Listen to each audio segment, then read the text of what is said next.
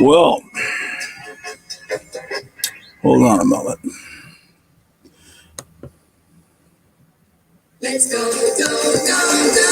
Well, it's Gretchen Orloff television program brought to you in color once again. It is 2:59 p.m. here Central Time in Gratuito, Portugal. August the 7th, 2021. Episode 441. Just had a nutritious lunch at this shithole called Taco Bueno.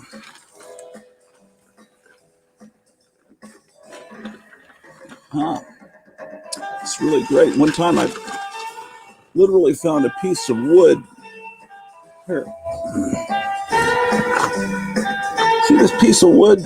I found a piece of wood about this size in my burrito one day. I didn't bite into it, but I almost did.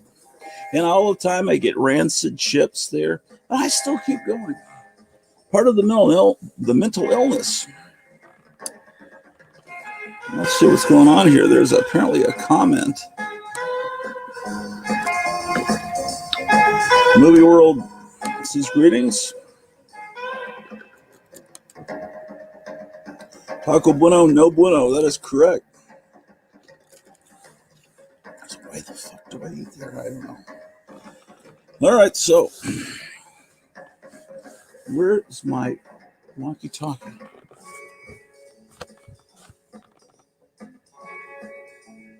Okay, the projector just mysteriously stopped working up here in the theater room, which totally negates the whole point of having a theater room when the projector doesn't work. And that was a pretty pricey projector. I don't know. I don't know why it would be dead. Maybe I can't find the remote control to it. I suspect maybe a cat stepped on the remote control, turned it on, and it was on for many hours, and maybe it's just kaput. But I can't find the remote, and it won't respond to touch. Because I wanted to watch the Suicide Squad up on this big screen here. I watched it twice yesterday on the TV in the living room. That's what Bronco Bears to say. Hey, everybody. Hello. And the link to come on, if you are so inclined, is here. If I can find my walkie-talkie, I can see the text messages and see if Guandanaland, Lance Jones has texted me back. He was in Nebraska last night. He got in 2.5 hours late. Car trouble.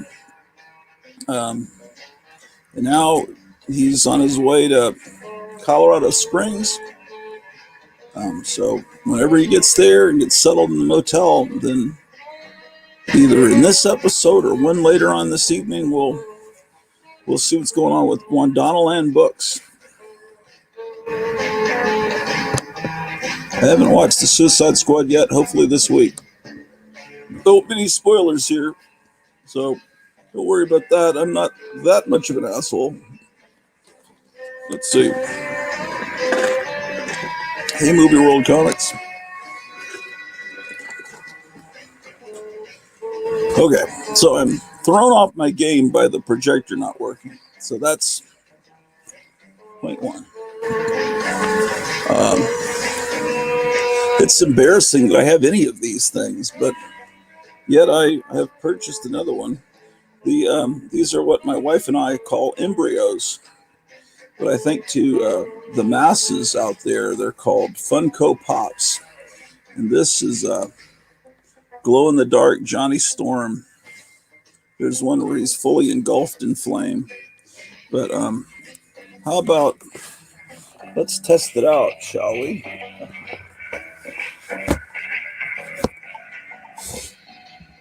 There's the sun.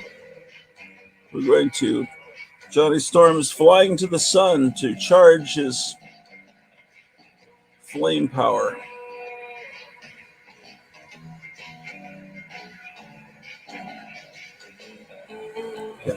think that'll be enough of a charge. Oh shit, what did I just do? Okay, let's turn the lights off. I don't know why we have all these lights on in the movie theater, for crying out loud. Hold on. Uno momento, por favor. Junto mucho en la cocina de los bibliotecas. Fuerte. Entonces de los puertos. Escuchen. Escuchen. Vámonos. Mira, mira. Okay, mira. Okay, mirror at this, folks. Let's see if it's lighting. Let's see. Is it glowing yet? Am I glowing yet?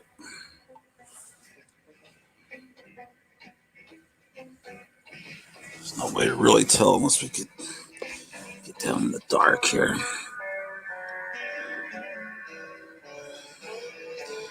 We'll have to have someone shut off all the lights to tell. It's still pretty cool for an embryo.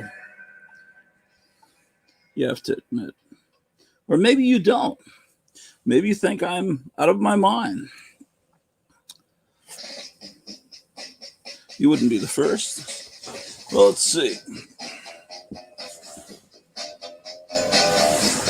We'll put them up here. I got these cards at the local comic store. They were giving them out, Duncanville Books. These like the cards that they put on dead bodies in Vietnam, right? All right. So who's watching now?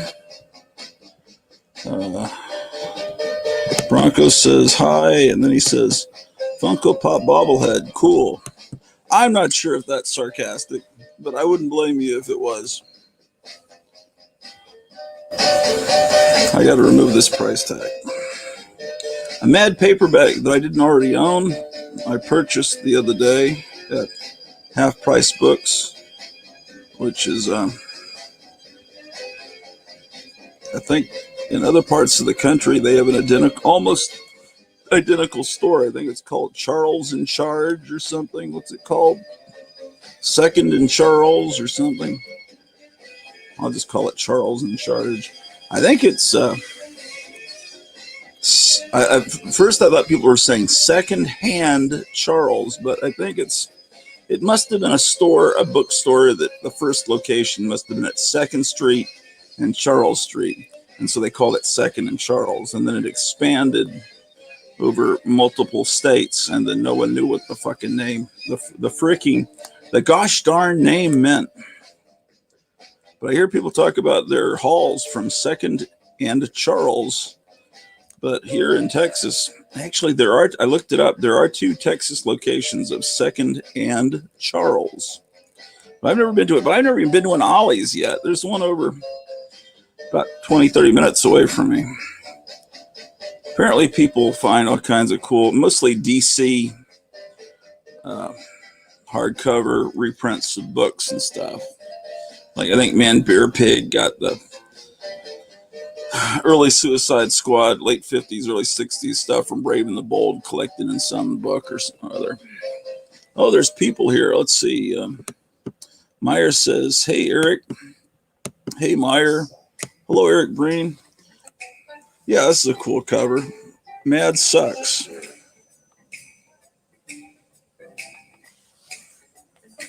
Yeah, see, that would make a good little thing if you're still on Facebook, if you haven't deleted your Facebook yet, which I should do. But all the cool people are deleting their Facebook or never had one.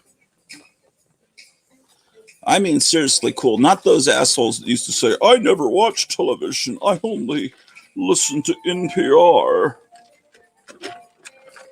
Not those assholes. Seriously, it's cool to not have a Facebook. I mean, I respect the hell out of you not having a Facebook because it's a totally corrupt and evil organization. All right. So, Mad Sucks. I think this has the Sesame Street parody from like 1970 in it. Yeah. Yep, sure does. Yes, sir, yes, ma'am. Amazing. My uncle bought a television to watch Nixon resign. Yeah. As a kid, I felt bad about that. It was just like, I didn't. I just knew it wasn't a good sign for the country to have a president resign. But now I'd be thrilled at what would come in. Okay. I got stuff to show you like this. Bags and boards. What the fuck? For Treasury editions. From the hated evil organization I've always hated, BCW.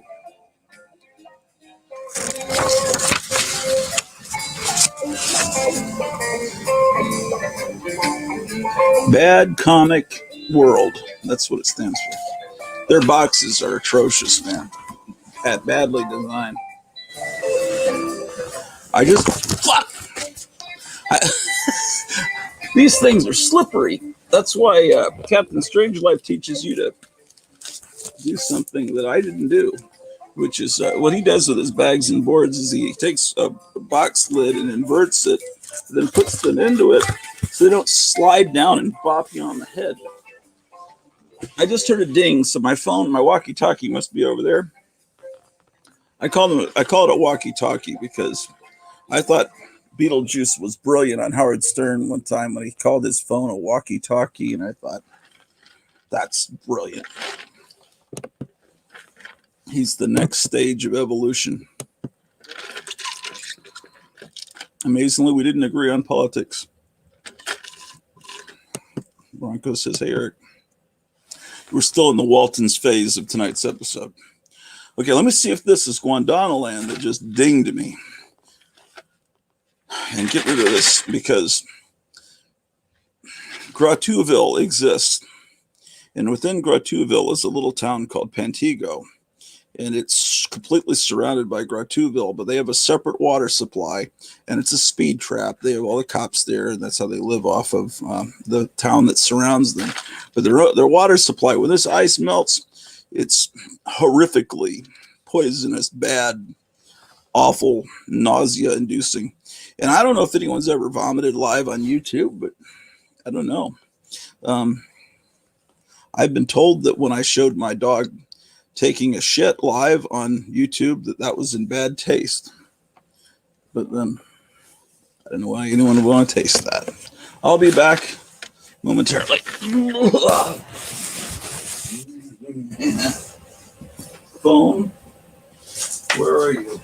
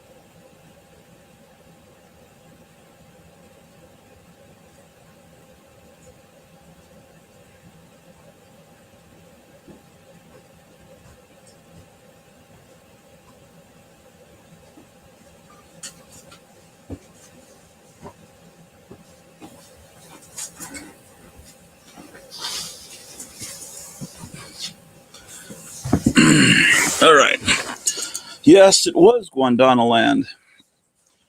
And he says, tonight is still okay if the engine doesn't blow up in the next 127 miles. So if you're going 65 miles per hour, that's a couple of hours. And then he has to get settled in a motel and all that. So either it will be on this episode, if I go a long time, but usually my shows don't go that long. So I'll probably have to do a separate show later this evening because I can't imagine this show going more than a couple of hours. Can you? It doesn't normally happen that way. Let's see what people are saying here. Myers says, I need to order bags and boards and I keep forgetting. I've gotten to the point where boards become plates. Now that's the life of a collector. Yep, indeed. Okay, so yeah, so it's looking like it's becoming more imminent.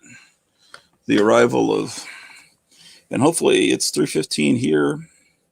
He's actually, usually he lives on the East Coast, but he's actually now west of me because I don't know if he's off on a family vacation or if he's off going to conventions. I don't know if they have conventions during a horrible, horrible epidemic like we're going through now.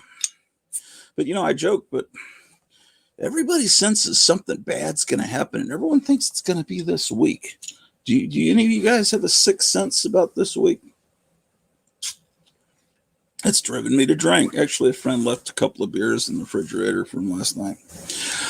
Suicide Squad is phenomenal, and I'm not going to give any spoilers or ruin it like other morons on YouTube.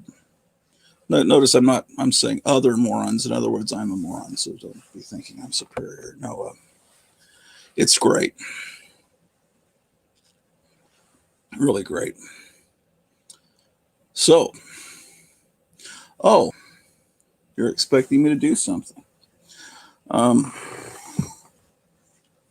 thought someone was going to come on. I'll put you can watch me put some Treasury editions into the bags and boards. That might be fun. Or actually, I have a few other things over there I haven't shown you.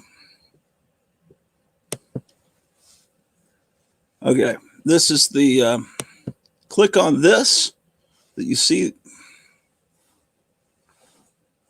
Fucking shit. Okay. There. Everything has to be done backwards on this StreamYard.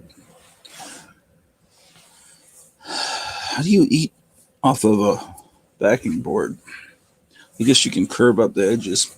But this is driving me crazy. Actually, this projector was really good. But I have the feeling of impending doom, but I'm talking about the Red Sox, so that only affects myself and Dr. Selfrage. I think there's a lot of people in the conspiracy community and people that think that somewhere the 10th, 11th, and 12th, something bad's going to happen. Something's up. As far as just something's going to happen. People are thinking that some planned thing or something, but a lot of people are saying, hey, stock up on food and water, shit, things like that. Yes. Okay. So what was I doing? Oh, what's always a popular thing here on the Groucho Orlov show is to see what's coming up. This is July. Does anyone give a shit? July. This is not July. This is August. Well, July, does that mean stuff coming out? When does that mean they're coming out? Help me with this. If it's dated July, is this the shit that comes out in July? Or is this, let me look and see if this looks familiar.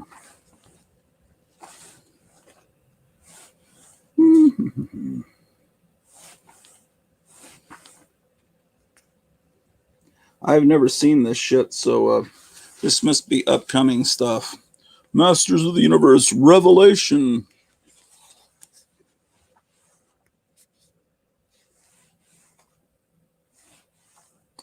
Well, it's just so amazing. Look at all these great funny books coming out soon. Oh, here shows the here shows. This is all the crap you can get on Free Comic Book Day. Look, you can get all these things. This is next Saturday. At this exact time next week, you're going to be in your local comic store picking up these items. Trust me, they're all shitty. I'll show you the good ones.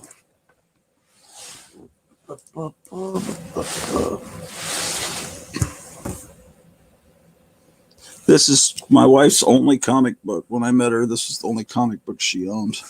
Scooter Girl.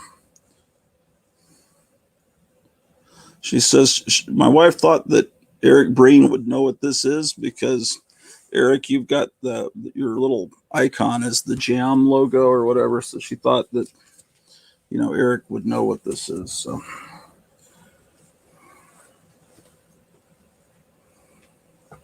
it's weird, when I guess most people have headsets and a microphone because I realize that's to hear your own voice as it's coming out of the computer, and then the microphone makes your voice sound better. But I start realizing when I'm just sitting here talking, I'm only hearing my voice. I don't hear my voice come out of the computer. But when you guys appear, I hear you talk. But when I talk, I'm just seeing my lips move.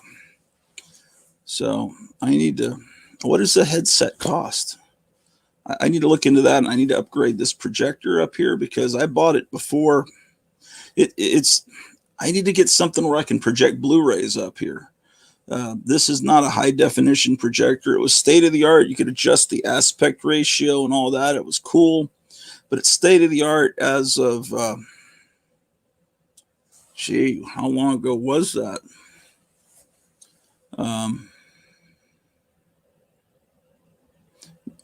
I'd say, man, it's almost 20 years old. I bet. I had this when my father passed away, and he passed away in 2006. Yeah, it's old because it doesn't have HDMI input. It still has the old. Yeah, I need to upgrade. And I've seen it just at Walmart. They've got better projectors. Okay, so I promised I'd show you New Comic Book Day. Does anyone even give a shit? Where is that crap? Oh, it's up here probably. This is getting really bad in here, man. I got to work on this room. And now my wife comes up here sometimes when she comes on the stream and sees just how bad this room is. So I can't fake it anymore. So yeah, a lot of progress getting done upstairs. She sees it. Oh, okay. What the fucking? Yeah, yep.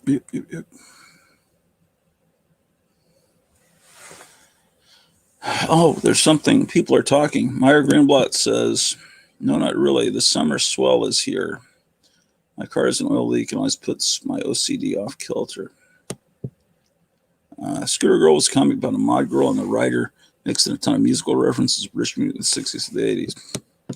Yeah, but you don't say whether it's good or bad, so she left that part off. I don't know. The cover looks good. The interior art, I've seen worse. It's kind of a manga looking people to me. But I don't know. I haven't read the thing. But that's part of the musical world that my wife was into. Okay.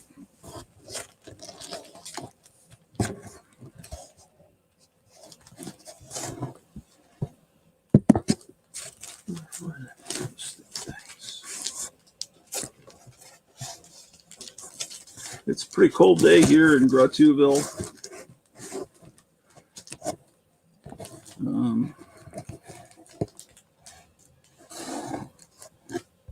Here they are.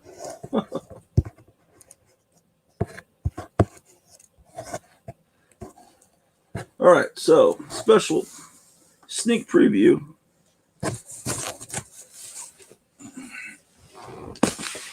for next week's Free Comic Day. One book you can get is Red Room by Ed Piskor. Or Peace Corps. Yeah, Peace Corps. Join the Peace Corps.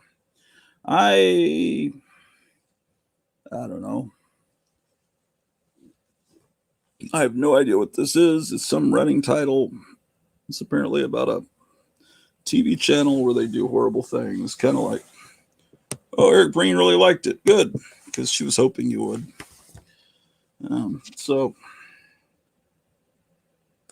she knew that you would know what it was just from the Jam logo there.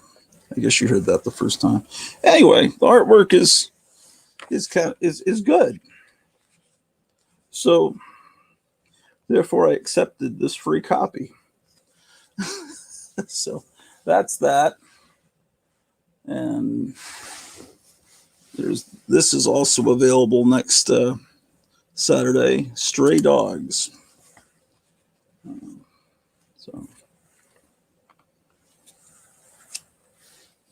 Which I have not read yet, but everyone says it's Lady and the Tramp meets The Silence of the Lambs. That's what people say. So here's Judge Dredd.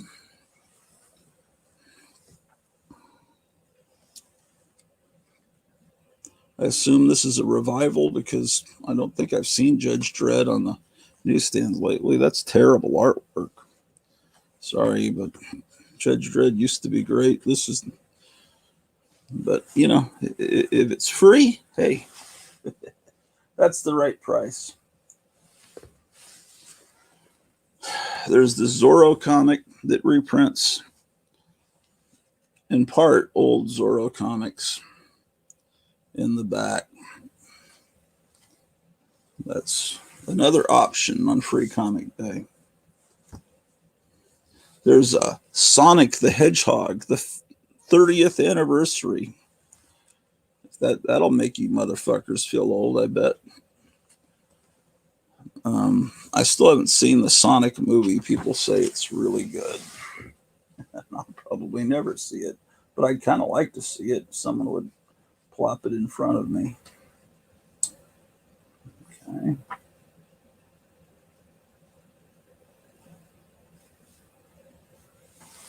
Or what else? There's Archie Past, Present, and Future Fun.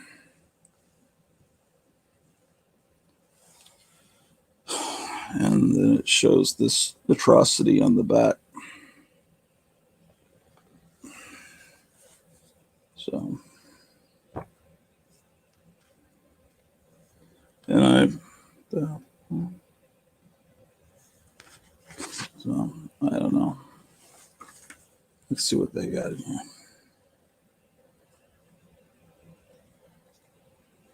It's just, yeah, that's free. There's an Avengers comic that you can get free next week. It looks like this, like no words, of course, because people don't read. This should. There was something else too. I don't see it here. That was a Spider-Man meets Venom piece of shit too. So to me, the thing that looks the coolest is that Stray Dogs thing. That's what I'm interested in figuring out. Oh, there's people talking in the chat, and I haven't even seen it.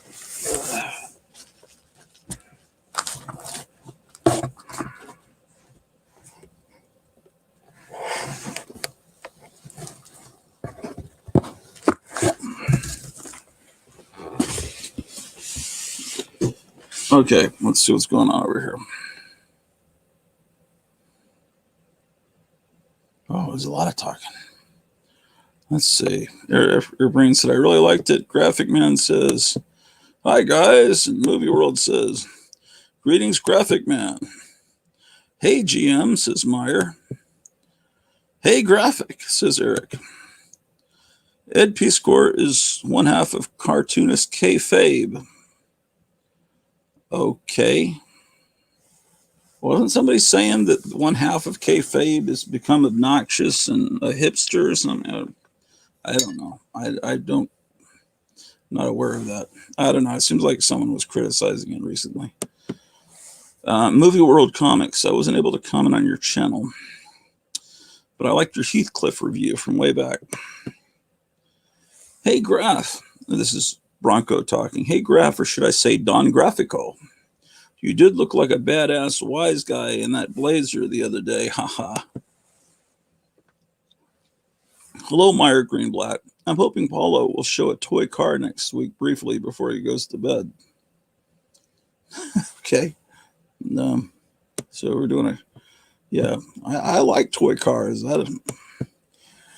Hello, Eric Breen. Graphic Man says, hi, Bronco Bear. Yes, I went out immediately and broke some kneecaps. I'm still sore. Hello, Gold Key Geezer, says Graphic Man. Graphic Man, and Bronco Bear says,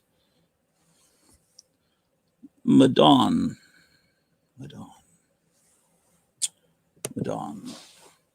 Graphic Man, I'm glad you enjoyed the video. Hi, GM, says Gold Key Geezer. Eric Breen says, what Graphic isn't telling you is that they were his own kneecaps.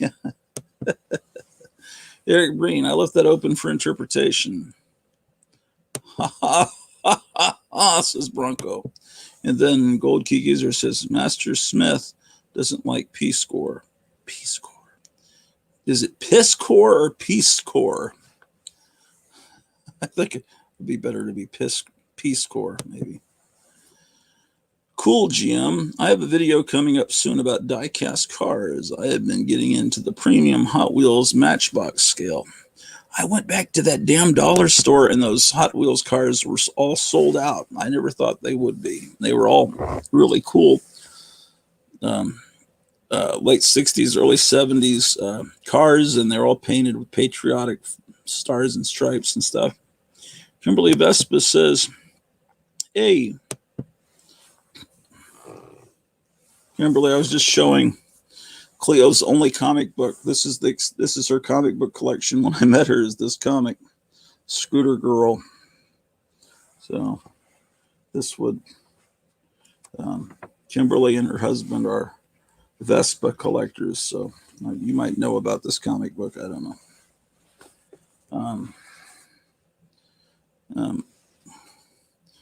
Kimberly and her husband have been trying to get us to move out to Alabama, and that may happen. I mean, I have no attachments to this town, Grotuville, even though they named it after me.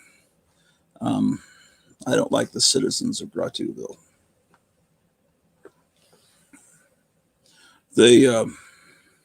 I weary of them. Okay, books. You came here to see some funny. Oh, what else is coming up in the previews? So it looks like this is the shit that's coming out now that's in this, possibly. All right. I'm going to open it at random and see if I have to buy something. I'm going to open it at random, and I'm going to be forced to have to buy something on one of those two pages and see what I would pick. Okay. So I open it up to an upside down page, and it's like the upcoming toys. If I had to buy something from these two pages, what the hell would I buy? Oh, it's all shit. Demon Slayer and Disney. Oh, man. I don't know, man. I don't think I would. So much for that game. Does anyone want to come on? Oh, wait a minute a second. People are talking.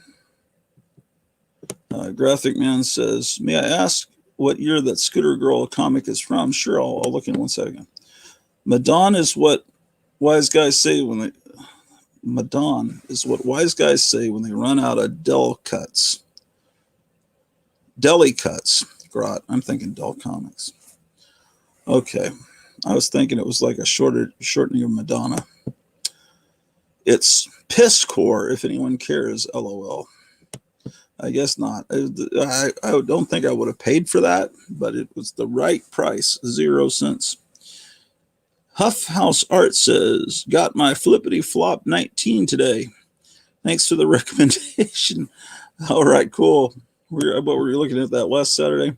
Bronco Bear, just finished my spaghetti and now have cracked open my Dr. Pepper. He had a Dr. Pepper for lunch. I was just drinking that a moment ago. There's got to be something coming out.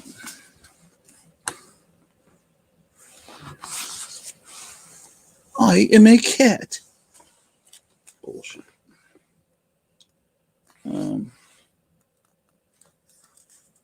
This is just like sums up the whole industry, right?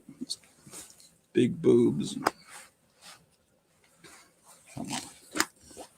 You morons have to put out something decent. Okay. Wait a second. There might be something cool here. Maybe these little action figures are cool. They've got Herbert West, Reanimator, Elvira. I forget what that guy, the miner, is, and I don't know what that guy, the hippie guy, is. On the right. Let's see. These Shang-Chi action figures I saw them at Target. They're very unexciting. Like who cares, man? That doesn't look cool. I'm not saying the movie will be bad, but why would a kid get excited about a guy wearing a red shirt?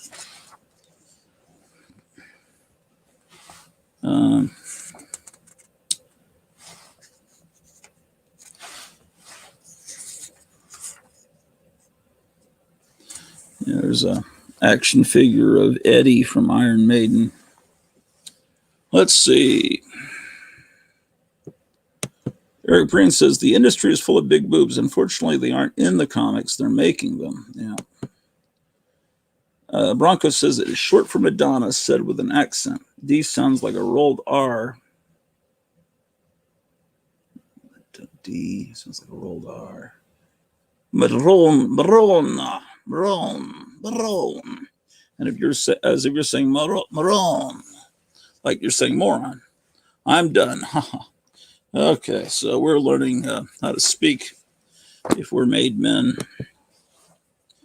I should be watching more Martin Scorsese movies. This is a particularly shitty issue of. God damn it! Why did I pick this up? Because it's hard for me to throw shit away, and it's like. Oh, they got embryos where the eyes are half closed now. So they look haughty. You know, a Maleficent and the Evil Queen from Snow White. They're embryo Funko Pops, but they have half closed eyes. And here's a LGBTQ Deadpool. What is Bronco saying? Yes, that's it. Well done, Grot. Yes. So.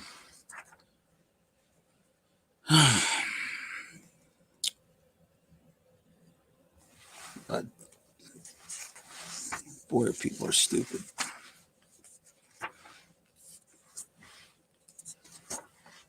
Okay. 12 people are watching, so I guess I need to do something exciting.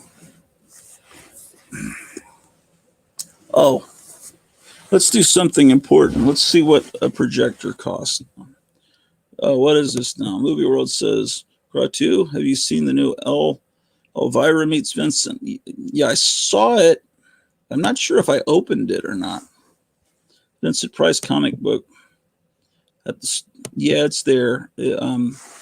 It's they had two different covers, one that had a title on it, one that didn't. I think I opened it in the artwork because I'm a big fan of Elvira, but the artwork has to be just right. And I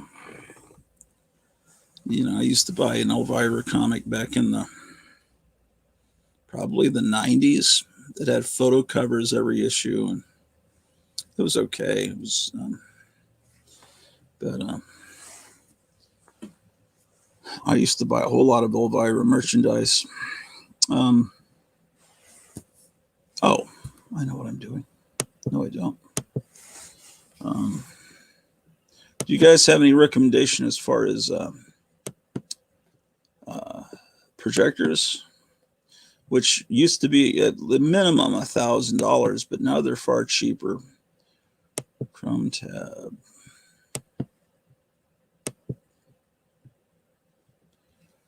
Okay. So,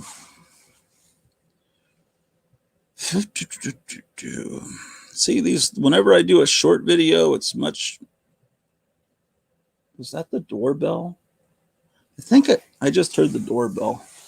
Just a moment, guys. I got to go see what fool would dare ring the doorbell at the Gratu Orlov International Building of Trade. I will return.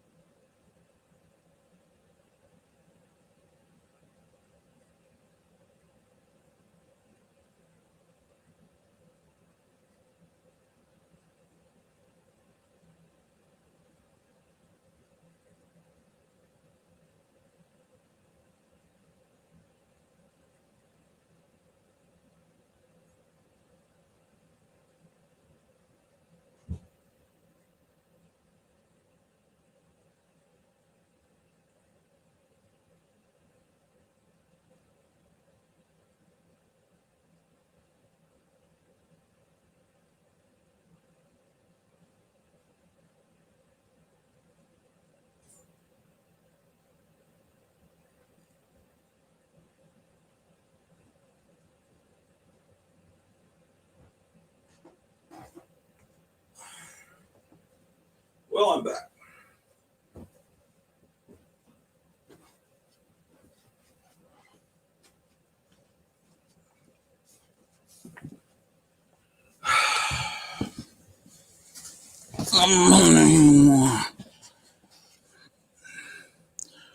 Let's see what's going on over in the chat. Meyer says, who dares? Hope it ain't more free pizzas like last time. Just woke up from a food coma. Sorry I'm late. Hey, Basil. His front porch trapdoor must be broken. I told him to use the bear trap as a backup. Yes, I didn't listen. Hey, Basil. Yes, someone is at the door. Okay. So I'm so fat, I'm out of breath just walking down only 7 flights of stairs. I'll be here all day, ladies and gentlemen. Repeat some more problems. Try the veal buffering. Am I buffering? Probably. God damn it, this isn't anything exciting. Any special guest? No, you can come on, Basil. Anyone can come on. I wish you all would come on. Seriously, why don't all of you click on this link? Because I can fill the screen with 10 people and look like those big time people. that have thousands of subscribers. Like if all 9 of you just click that link, it'd be amazing. This is a gosh darn box from Amazon, but unfortunately it's not filled with Wandanaland books. It's better be careful not to show my address. It's something my wife ordered because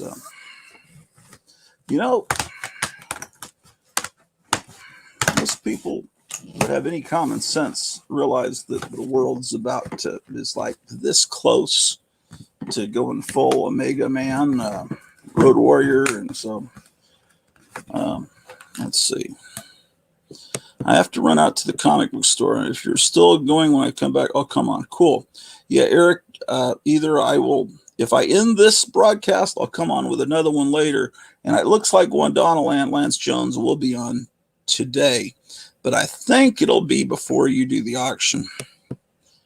I figured that everyone was bored with my appearing on the channel, otherwise I would. Stop that. No, they're not. It's just,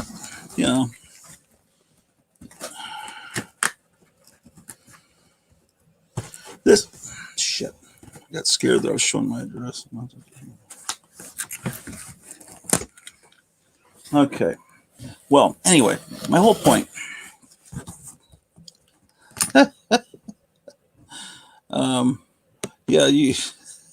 Basil knows what it is because some of you guys talked to me and my wife outside of this program.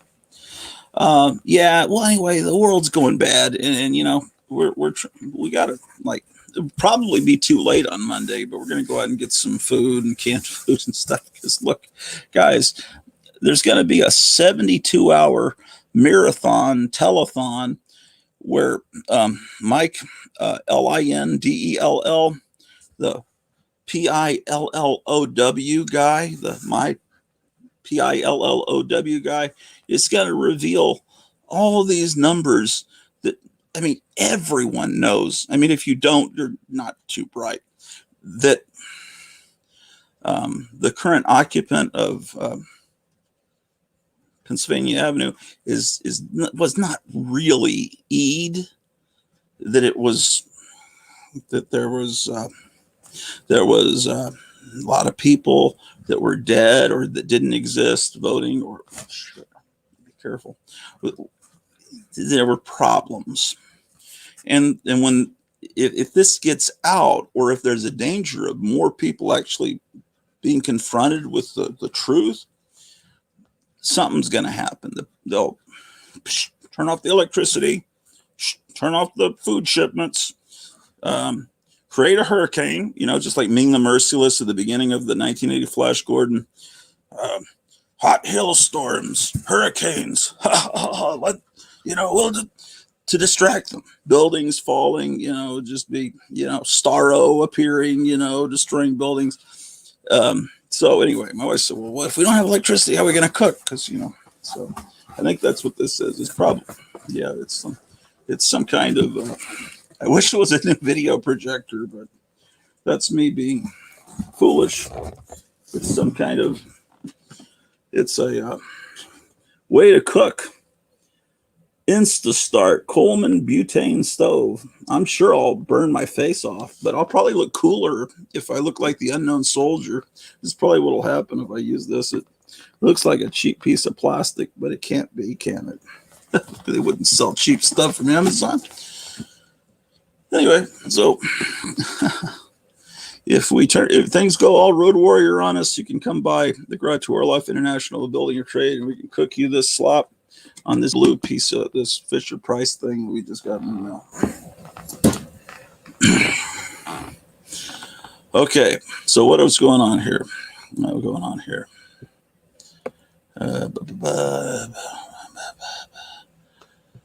I take it that your special guest can't be here. The special guest is an hour or two away from Colorado Springs, and when he gets there, I'm thinking he's coming on from a motel room. Last night he was in Nebraska. How far is it from Nebraska to Colorado Springs? I don't know.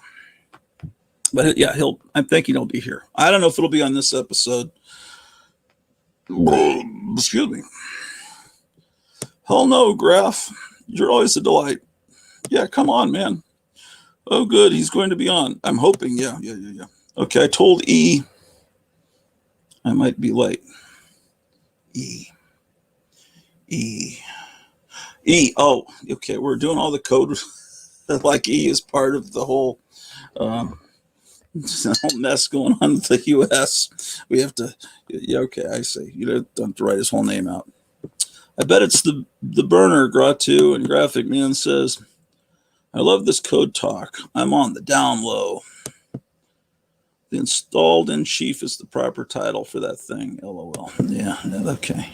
Cook some pork and beans on the stream, Grot. I just heard this fucking guy, Dr. F. Oh, he's such a sweet old man. He's the sexiest man of the year on People magazine, right? Why? He funds torturing of beagles. We have a beagle that he puts like screw worms inside these beagle puppies and lets them eat their way out, and probably caused the whole AIDS epidemic, and is working on new things to make us have to put these things on him. I hear he's actually quite an evil young man. Let's see. We got Kim Vespa. Let's get her on here. Hey, what's up? Hey, what's up? Not too much. Just hanging out. There's a guy that may come on in an hour or so that reprints thousands of old comic books that are incredibly expensive and hard to find, and he reprints them because the copyright was never done properly, or they've gone out of copyright, so they're public domain. And so hopefully I'm going to get him on soon. And Cleo's asleep. She was excited. There's a character named Cleo in Suicide Squad. What now? I'm going to apologize because sometimes you might hear traffic go by. It's because I'm right by that. I thought you were out in the middle of the country. I am, but I'm on the porch because they're playing Fallout inside, and it's like super noisy in the house. So I'm on the porch, but sometimes there's logging trucks will go by, and they'll roar by. They go, yeah. Oh, okay. Well, that's an okay kind of traffic. It's not super noisy, but yeah, whenever I do like work stuff, Zoom meetings, I came out here one time and it was roaring, and we had like a class going on for work, and they were like, "What is that?" Yeah. So I just want to warn you ahead of time. Like logging to. I don't think it'll be too bad though. It's like the weekend, but weekdays, sometimes it gets a little busy. Yeah. So actually, Bronco, let's try to look. Sorry. Yeah. Let's see. This is. Do you want to explain to them how you guys kind of bugged out from Texas, or I don't know how much you want to share, but you're out in Alabama, so you got a lot of land, and yes, this is just a very, very, very small section. We've actually only explored about 1/6 of the land. So we got it's exactly 34.62 acres is what we got. We sold. So there could be Indian burial grounds, or there could be a crashed UFO. Well, you don't know what you're going to find. This was actually an old. I think there was an 1800s house, like where this place is right now. But I guess it got so old they had to like knock it down. It's actually down the hill somewhere. There's still parts of an old house down the hill. Mm-hmm. So some people, then they built a cattle farm here on this acreage in the 1950s. There was a couple that lived here, a married couple with their children, had a cattle farm. And then they lived up here until about the late 80s. They used to go, I guess, singing. And there were some people drag racing and killed them. They got killed in like some drag racing car, like hit their car and like killed them. And so some other family bought this property, and then they had kids and stuff, and they moved here around 1990.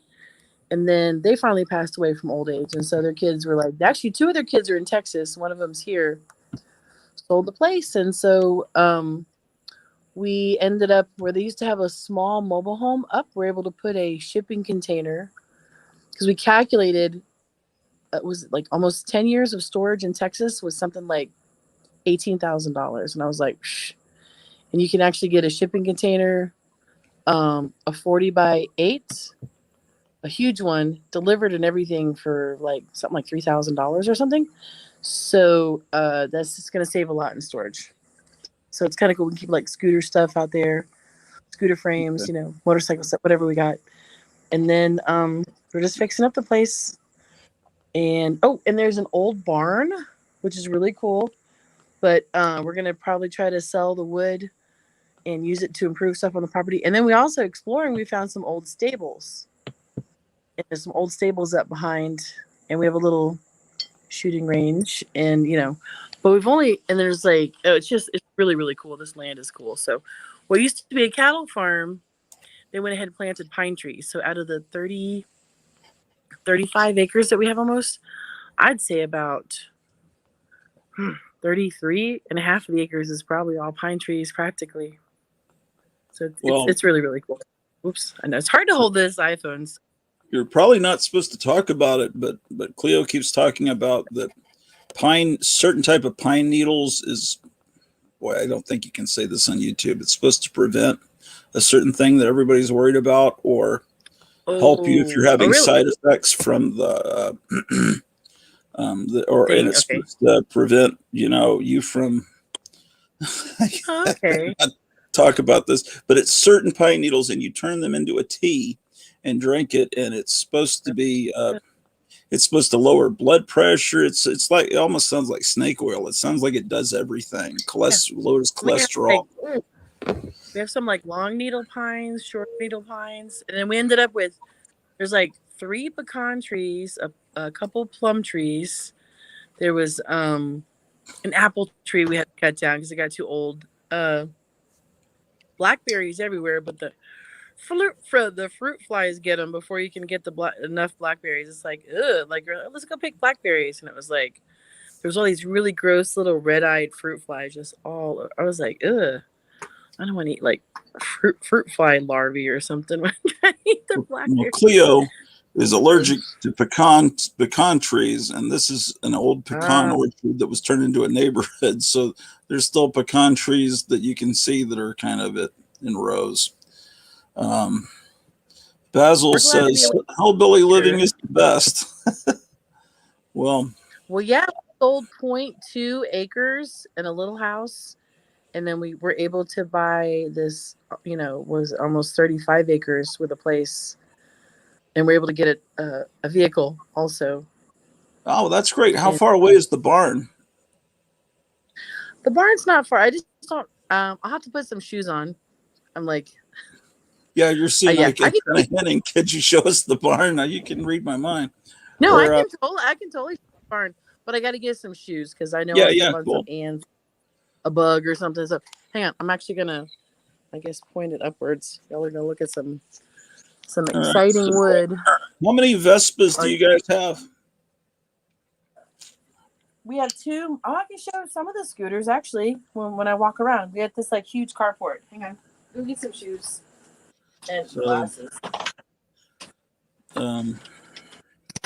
Yeah, there was a really cool old movie theater there right near where Kim lives and a building next to it. And we thought, well, that'd be perfect. We can live in that building, but the building was probably in too great a disrepair for us to manage fixing up once we bought it. But it would have been cool to have my own movie theater, especially since my projector just died. But then you gotta maintain a projector there. So.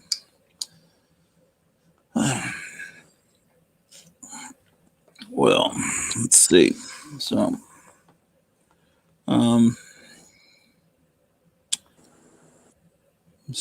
anyways, who was that talking? Bronco says Gwendolyn Comics. Apparently, Wandana is. I was reading. In fact, I ought to read it to you. He has like a bio on Facebook. Let's see if I can't find it. I can read it to you later. Ooh. I had to put on glasses and shoes. And I guess I can, let me see if I can I flip this camera around? Hang on. I'm not sure if you can once you started, at least I can't. Once I've started talking on it, I can't flip it around, but my camera may be old-fashioned. Oh, but there's some settings. Let me see if I can do anything. Oh, front camera and back camera. I might be able to flip it. Let's look. Well. Oh, never mind. I forgot I put the OtterBox. Oh, there it goes. Is there a way to make it sideways so it's like movie vision, like widescreen? If you turn it, there you go. That fills the screen better. Look, and there's that mystery country dog that showed up. Samson. I feel like stickers. Samson. You adopted him? Hey, buddy. Yeah, he showed up. He had no chip. We think he might be Border Collie, Great Pyrenees. And he loves to scratch. He's a total country dog. He's about 11 months old now, I guess. Showed up, no collar, no chip. No one has claimed him. We went ahead and got him his rabies shot, got him neutered. And, oops, is my finger on the camera? Just for a second. I do that all the time. A giant pecan tree right there. Gigantic pecan tree. We have the same thing in our backyard, and that might be part of Cleo. We have like 3 of them. Water oak. Down there's my little Honda. Oh, the dog. Yeah, he drags like toys and his blankets all over the yard. He's going to follow me. Man, that looks like a train car. What does? That big. Oh, yeah. That's the shipping container. Yes.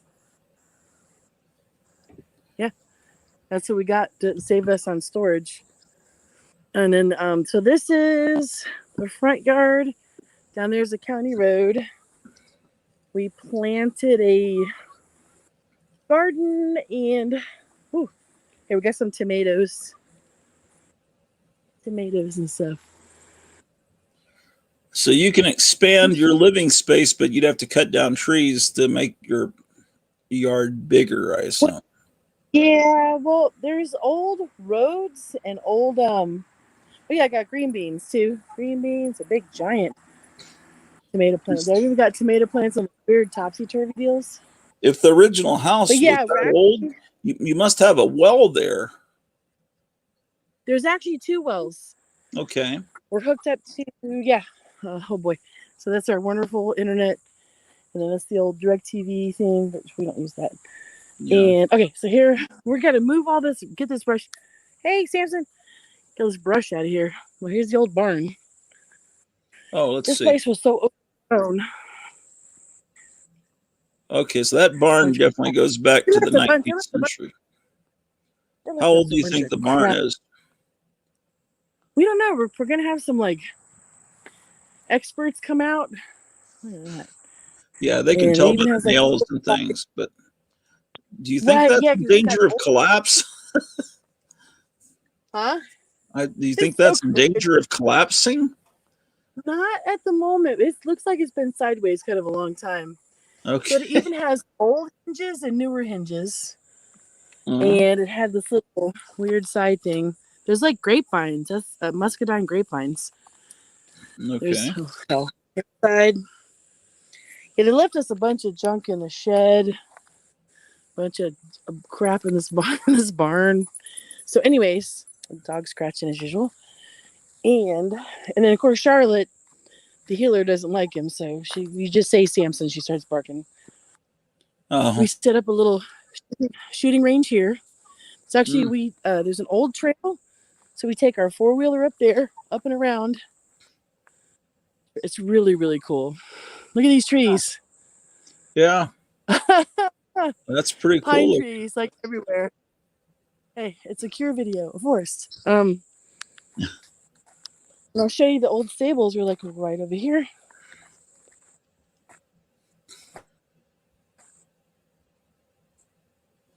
So here's like a little target range. And here's the old stables. It looks like it was maybe for goats. I know there was a cattle farm, but I think they had their small animals. Here, look at the trees have just like grown over it. We didn't know it was here. We got the place, we arrived, and we were like, what the heck? There's some old stables. And see if I can walk down there. I'm going to probably have a bunch of ticks jumping on me.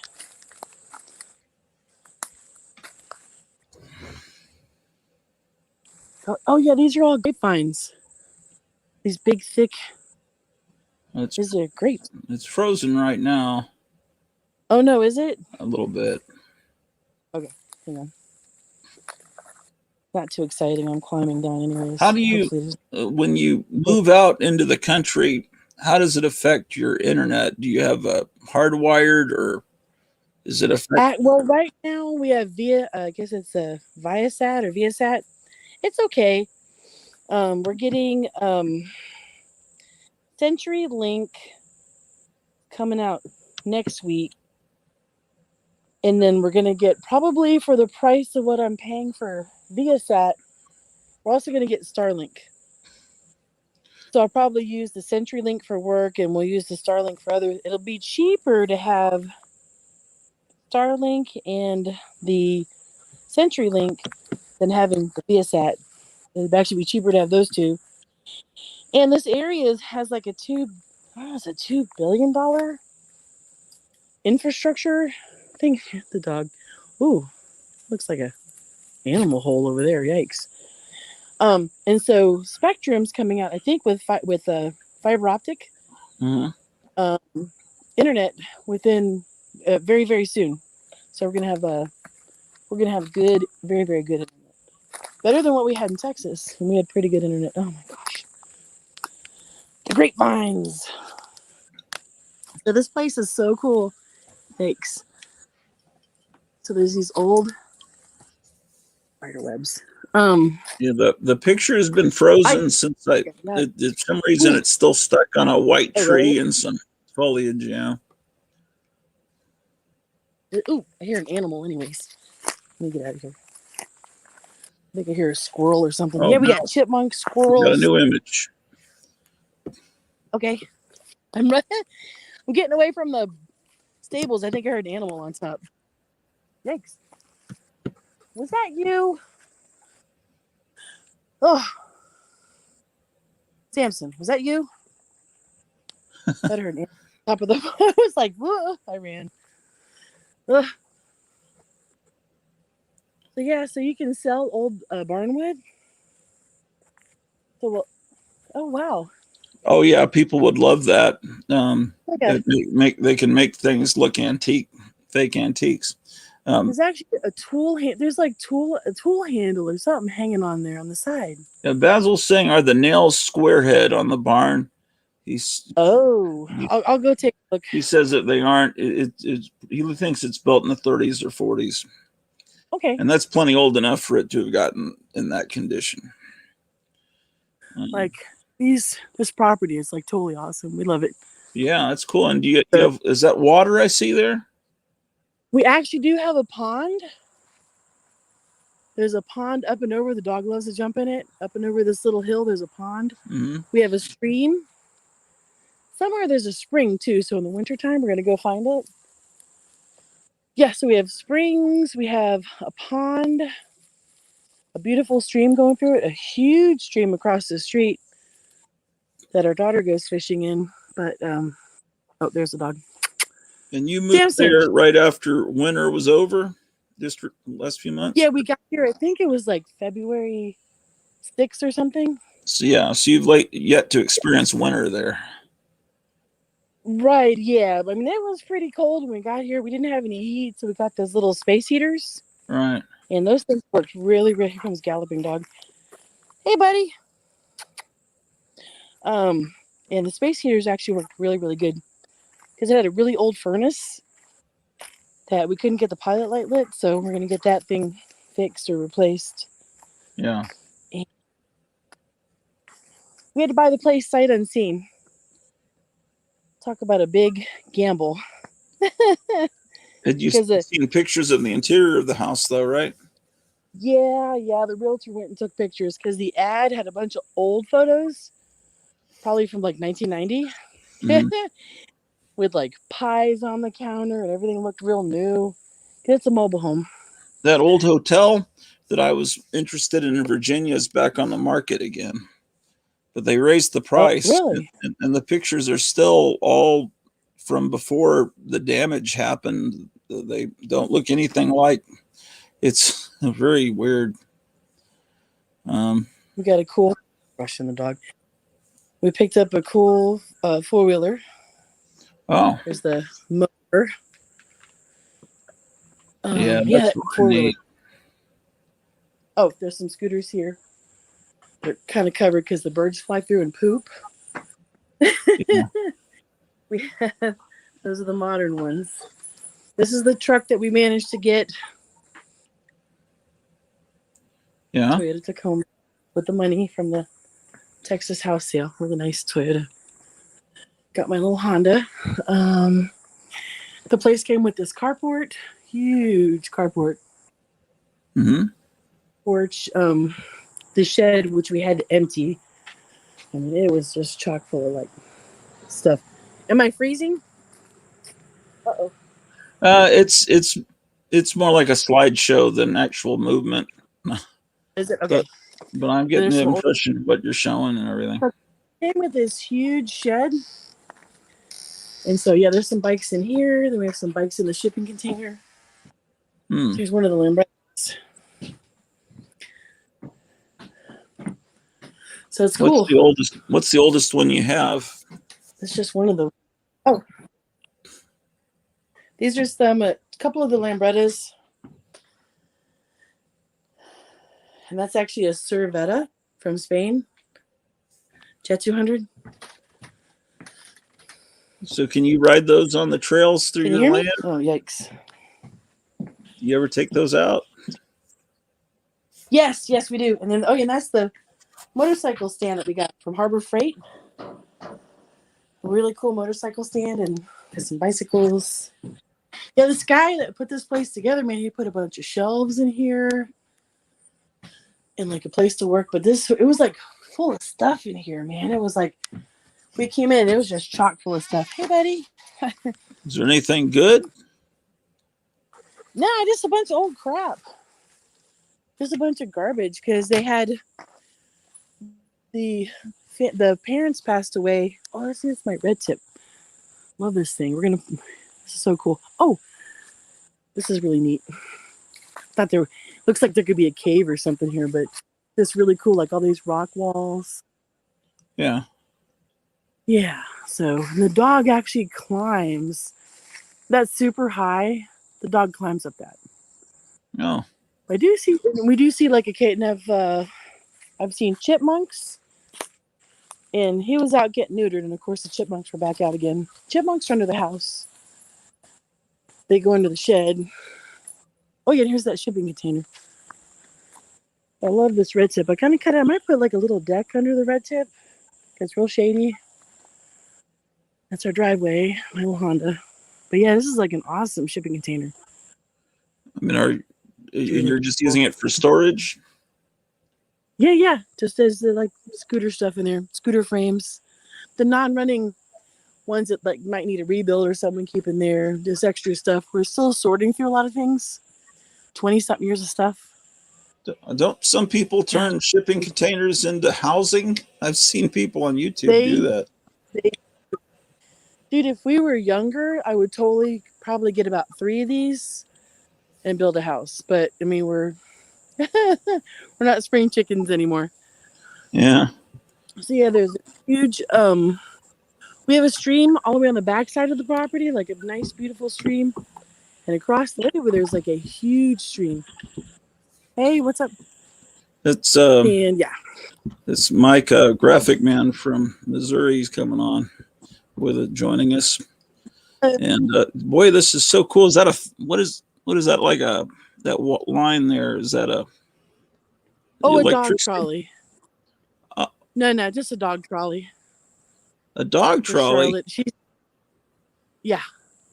Because we need to get the yard fenced in. You can hook them up and they run along the trolley. Oh, Because okay. Charlotte is a blue heeler. And if we Uh-huh. have her out here, she'll go run and chase cars and get hit. Oh, And I she see. did that in Texas. Now the dog drags his blanket out into the grass. But yeah, we have look at all these old trees, man. So somewhere down there is an old 1800s, parts of an 1800s house. Cool. Damson, what you doing? And so you can tell we just mowed. There's like blackberries over there. There's a couple plum trees down there. There's those powder puff trees called. My little powder puffs fall. But yeah. There's a giant mulberry tree. Oops, my finger. Yeah. Giant mulberry tree right there. Wow. And how much this land place- was it? Said how many acres? Exactly 34.62.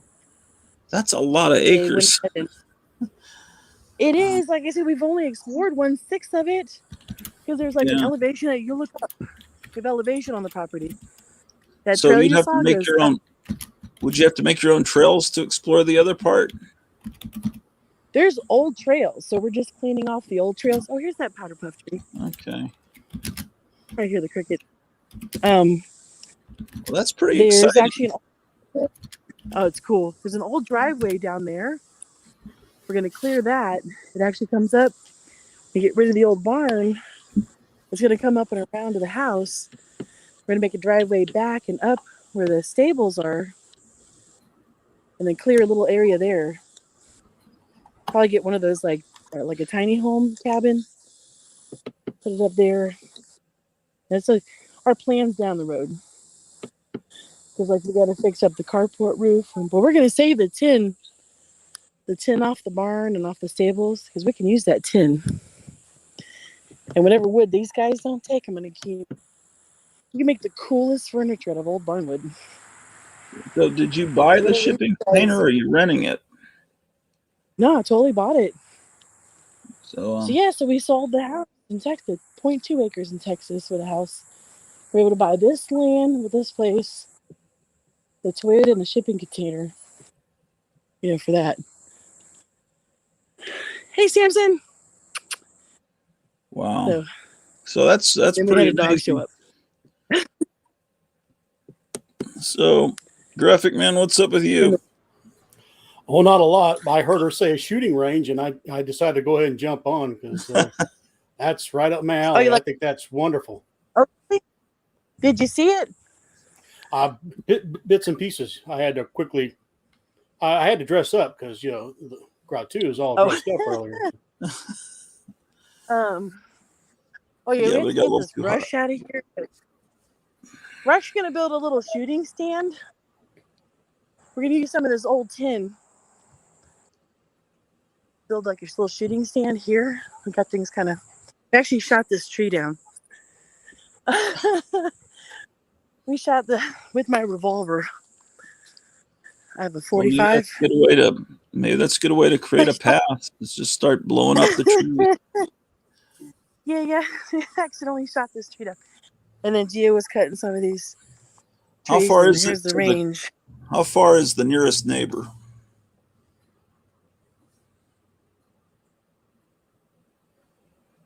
I think you lost her. Could be. Yeah. How far is the nearest 3 neighbor? acres over. The other closest one is like 4 or 5 acres the other way, across the street. Oh, okay. And then on this the corner down the road, the other one's about 15 acres away.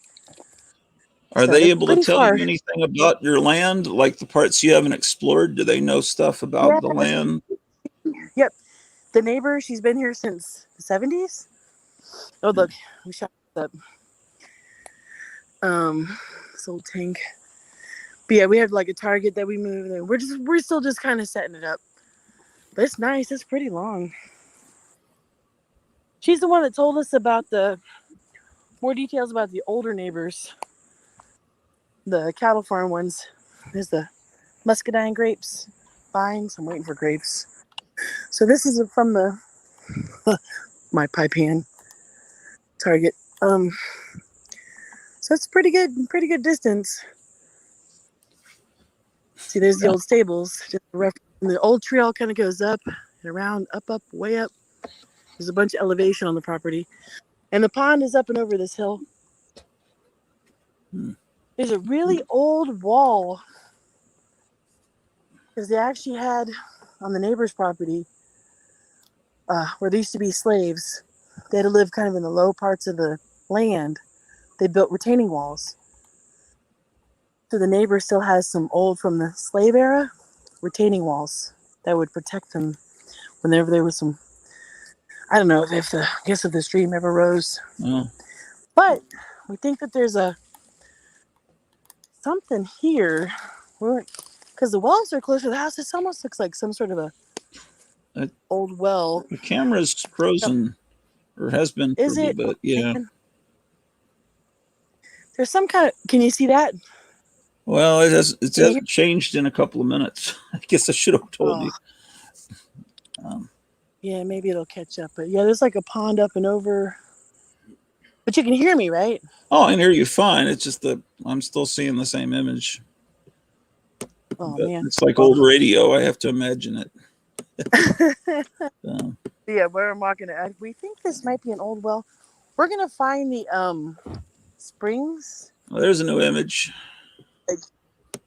Is there? Oh, yeah. It moved to something else. I'm seeing like a hole or a cave. Yes, we're not sure. The dog's like, whoa, don't go in there, buddy. Don't fall in that. Maybe it's an entrance to hell. If it was a horror movie.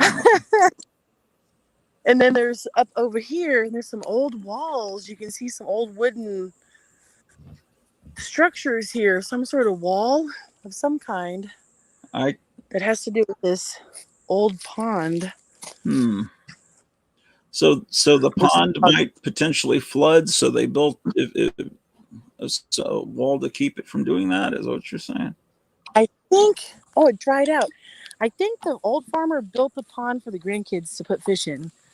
Oh, okay. Here's the old pond. When it rains, it gets water in it. The dog's in there. He's like, "Where's the water?" That's why you've been dry. When there's water, he climbs in there, swims around. Yeah, this will get some water in it. He put tires too. I think he used to stock this with fish for the grandkids. Yeah, I'm not sure I This see the pond yet. It's dry. Oh, it's dry. Okay, right. Dry right now. Like when it rains, it'll get some water in it, sort of low. Yeah. In that part, it'll get water. But yeah, I mean, you can't even see our trail. It's way up there on the real high points. And then, like I said, we've only explored 1/6 of the property. And then here's the view. The old stables are down there, and we just love it. These trees.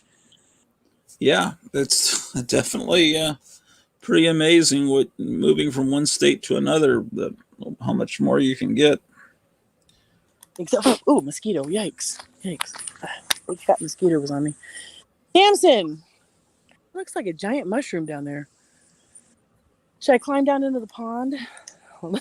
Well, not if it's because we're really just seeing a slideshow. It's not worth. Are you okay? Well, if your Wi-Fi was just a slight bit better, it might be worth it. But I don't want you to have to get dirty or something to show us something that we're not really seeing. Oh, there's actually mushrooms out here that you can eat called chicken of the woods or something. We haven't seen them yet. Chicken of the woods. Okay. Yellow shelf mushrooms. Yeah, we've been looking for them. What is that? Ooh, yeah. Oh, it's like an old plate. I thought it was a big mushroom. Yikes. What is that? Like mystery stuff. It's like some... Whoa, some old plate at the bottom of the pond. Weird. Well, you might find, if you get a metal detector or something, you might find some amazing stuff. You ain't kidding. We're planning on it. This might be, ouch, there's some spikes on In these fact, vines. it seems Might like be it's possible that there might be graves there too. But probably. Let's The see. neighbor said they're really old. Bronco Bear says if you could manually switch to your phone's network, but he says I don't want someone to use up their data for him. Oh, I got you. You know, I think it is. No, it is using data. Oh yeah. Yeah. It actually is. Is it still frozen? Well, right now it's frozen. Now move to the back of your dog. Oh, okay. It was your dog sniffing something. No, it's really like a slideshow. It's cool Yeah, pictures, look at this but weird there's no movement. This weird plate that I found. Oh wow! I don't know. That just that was in the bottom of the pond. Oh, wow, that looks old, but I don't know plates. I'll clean it up, and there's like animal holes too. Look, he's right by an animal hole. Some other animal hole. I don't know what kind of animal. Yeah, right there. It looks like and there's all kinds of weird animal dens. Like up high, it looks like there's like fox dens and stuff. We have rabbits and fox. Apparently, there's a lot of coyotes.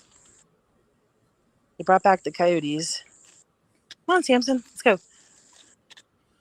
And I think there's a guy nearby with like a wolf sanctuary too. Come on. Look at. Yeah, they brought back the coyote, so now they don't have things like quail because the coyotes ate all the quail apparently. And yeah, so brought back some predators, and so now we were hoping for some quail, but there's tons of chipmunks. I've never seen chipmunks before. Wow, that's kind of Mr. Itchy here. And yeah, I'm not sure if I've ever seen chipmunks either. I'm just used to squirrels around here. They were cute. I was like, whoa, because they ran out from over to under the shed. I was like, what the heck is that? It was like these little chipmunks. And they knew because they've been hiding now with this dog. They knew the day he was out getting neutered. He stayed overnight. The chipmunks were out when the dog wasn't here. So you can see like an old wall kind of in the distance. Can you see it? It's like a wood. Hard to see the wood. It's got it kind of in the middle. It's like brown. Yeah. There's like some old retaining walls. But that could be from like the farmer, from like because he had. Come on, Samson. He started the cattle. He had the cattle farm from the 1950s until sometime or another, and he retired from that and then planted all these trees. Oh, so it used to be big open. Yeah. Yes, this was actually a cattle farm. Okay. Well, now it's kind of a tree farm. I mean, I guess there's a lot of money in that. There is, but yeah, we're going to keep it pretty treesy. Yeah. So yeah, this is our shooting range, and like I said, we're going to set up a little kind of a shooting, like a covered shooting, like a podium, pedestal, little range box at the end down there. Yeah. So yeah. I mean, these trees are we love it. We go up in the 4-wheeler and just hear the wind through the pines and animals scurrying around and the crickets. And if you wanted to play music loudly, the nearby neighbors would not hear it, right? Nope, not at all. So you could have a band play in your backyard with an audience. Exactly. So you could have the closest neighbor should probably want to come over. But yeah, we can shoot. I mean, I have a Mossberg SPX. I can shoot my Mossberg here, and I got some really loud 45s. The neighbors shoot. So yeah. Excellent. Oh yeah, there's the tin. You guys see the tin? So we're gonna try to save that old tin. So you can just live there, and if you don't turn on the TV or the radio, you can almost pretend that all this shit's not happening. It's yeah, you could. That's the great thing about it. You really could kind of tune out.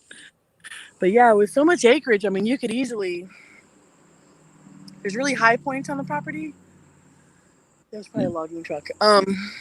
Build up there. Nobody even know you're up there. Because it kind of goes up, and then on the other side, it kind of goes down. And then there's a big stream. And there's an Alabama Power old road that we can access the other side of the property. And then there used to be, apparently, between our property and the neighbor, a county road. It's not there anymore. Mm-hmm. To be actually a road between the two properties. So yeah, we got it's except for the occasional, vehicles driving by. It can be super quiet. Yeah. Oh yeah, and then we have lots of kudzu. Didn't that come out of Georgia and spread around the South or something like that? It's originally from Asia, and it So spread. There's an invading species, right, or whatever you call it. You can eat kudzu; it's edible. The buds and the leaves. I'm gonna put that plate there. If I were to lift this, there's a huge, scary wasp nest, and I'm not gonna lift it up. Do you have problems with snakes out there? The neighbor, she has found some rattlesnakes on her property, but so far we haven't had an issue. We got some buckets for planting. You get some cheap buckets at the feed supply. Uh-huh. Cool. Planting. Our daughter loves to go fishing, so this was perfect. So yeah. Oops, there's Samson trying to trip me up here. And so this is the part where. So I guess they used to have a single wide mobile home over here. Oh. That's why the land, we didn't even have to prep the land for the shipping container. Because it was the size of a single wide. So it was perfect for the shipping container. Maybe it was a mother-in-law suite or something. Something. Or I think it was when they were going to knock down the old 1800s house. Oh. I think the Brand family, I think they lived in a single wide or something over there. Oh, so, while they're building the new one. Really, right. And I think the cattle farmer guy lived in the single wide over there. And then when the people in the late 80s moved in, they hauled that off and put this double wide. This sounds funny. Yeah. Put this double wide up. Well, a few years ago, we got excited, or I got excited. Cleo didn't as much about this property in Virginia. I'm going to show that real quick. And it went off the market. Now it's back. It was for sale for $119,000, but now it's $150,000. And oh wait a minute. Oh. And this thing was it started as a church, and then it became a school for girls. It was built in 1850s, and then it became a hotel called the Hotel Sprinkle, and and until I guess maybe the 50s or 60s, and it's the lady that had inherited the hotel just lived in it.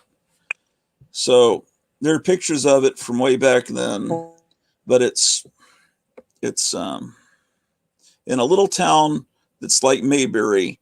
It has no crime, zero crime,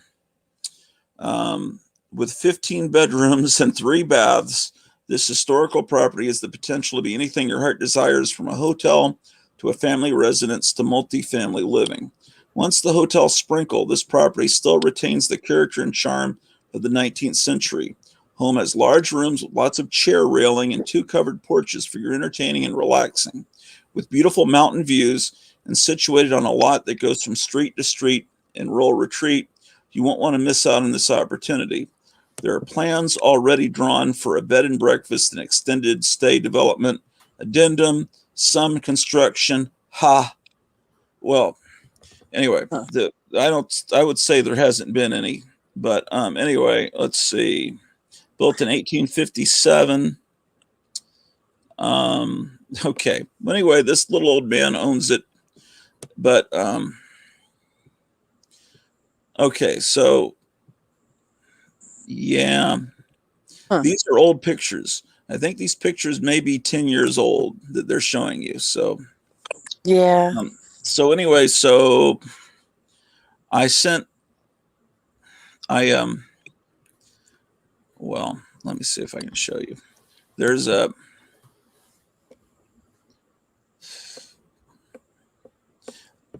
hold on. What is this place? 301 West. Hold on. First, let me show you historical pictures of it. Hotel.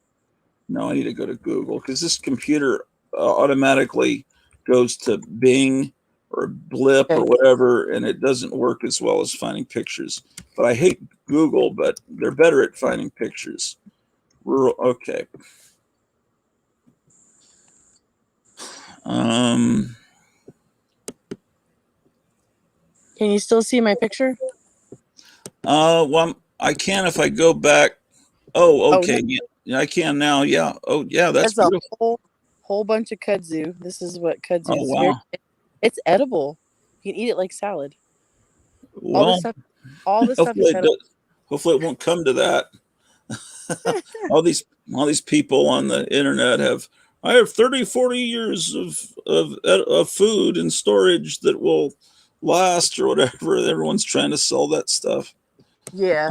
Well, this kudzu is pretty nutritious too. So it's got vitamins and stuff, minerals and stuff in it. And if you like eating salad. Yeah. Well, see, it used to have these, what do you call those type windows that peek out? That looks like, they shaved them off. Oh, okay. And there was a picture that had, wait, that's not the same house, or is it? No, that's not the same one. But there's a picture somewhere that has a bunch of guys in front of it. Samson! Oh, dang dog. He's running down. Oh, there's a video here that I never saw. Let's take a look at this. Or is it the same? Okay, how do I watch this? If we go too close to the road, the dog tries to go run out. We got to get the yard fenced in. I got it. It opened in a different window. I got it. Gruff, do you have an update on your guest? Oh, I did. On my what? Oh, on the guest? Let me check on the phone. So I may bow out of here real quick, and I'd love to come back. But, oh yeah, he's not coming on like imminently. Let's see. Would it be after 6 Central Time? Let me take a look. Come here, buddy. Bringing some trash. What time is it? Now it's 4:37. Yeah. He's actually Samson. He's west of here now because he's off on a road trip. So let's see. Gross. Last I talked with him, he's having trouble with his radiator fan. Don't eat that can. If he slows down, he has trouble. But if he is going fast on a highway, it's not a problem. I said, let me know when you get to Colorado Springs. And he said, rolling. I said, car fix? No, but as long as I keep her moving, we're good. And I said, tonight's still okay? He says, yes, if the engine doesn't blow up in the next 127 miles. So that was at 3:09. Okay. So 4:38. So how long does it take to go 127 miles and then get settled in a motel and make sure, So I would say he's got another hour, and then he's probably going to want to grab a bite to eat before he comes home. I would say it'd be more like 7. I'm not intending to go all the way through. All right.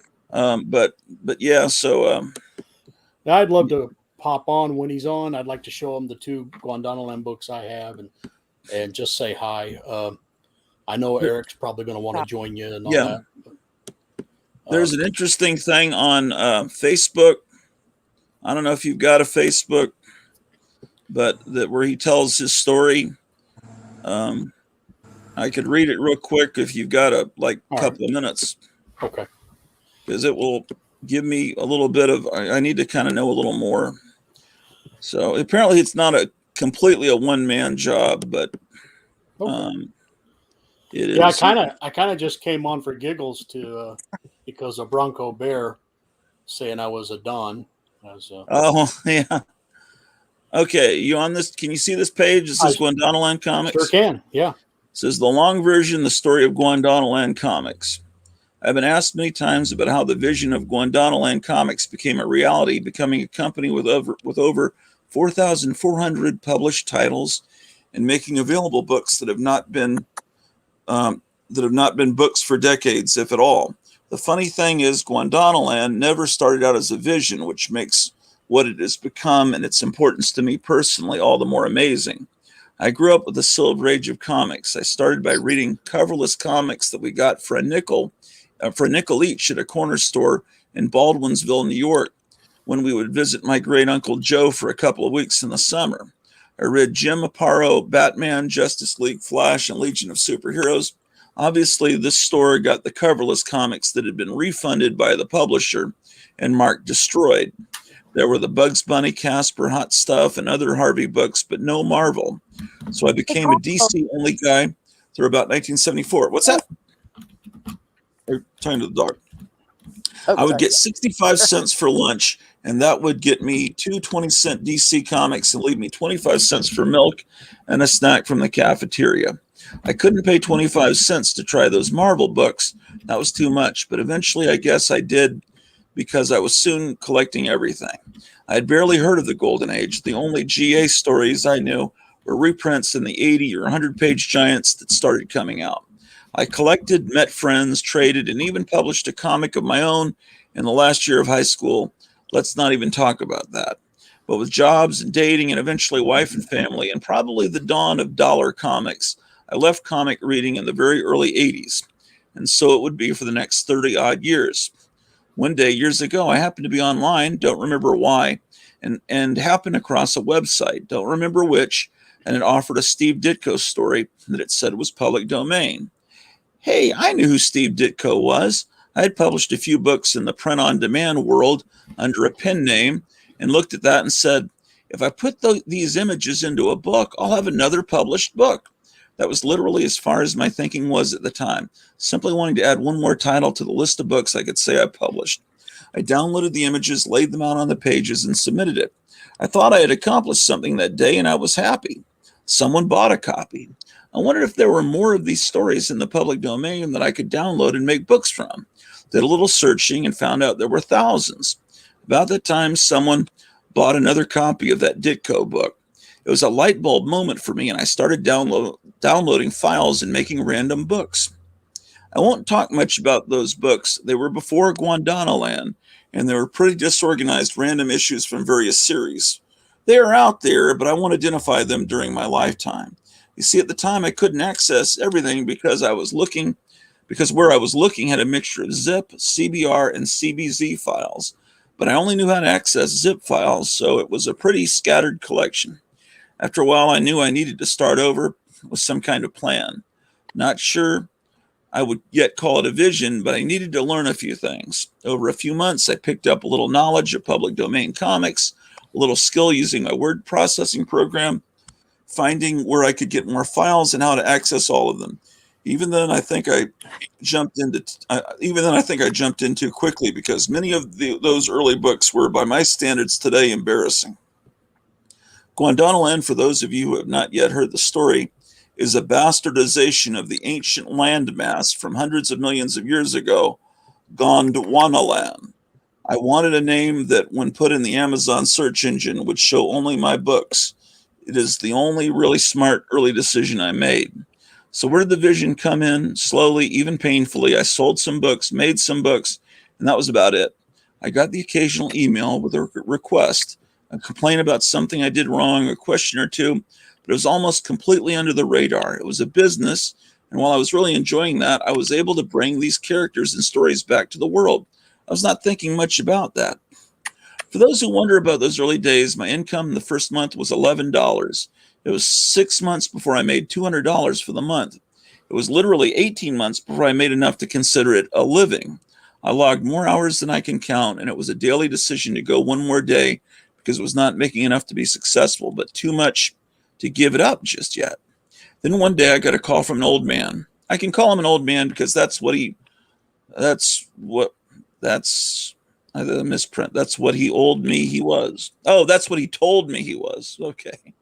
He called to thank me because I had put Miss America's few stories into a book.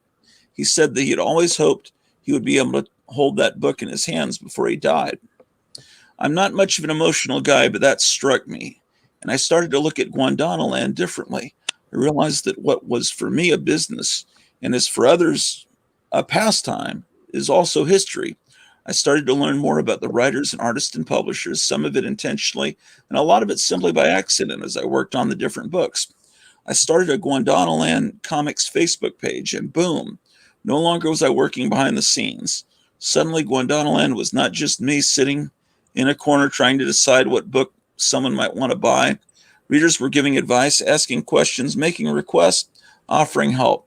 I would often have to laugh because so many questions started with, "I'm asking you because you are the expert on these things." No, I was not, and I am not.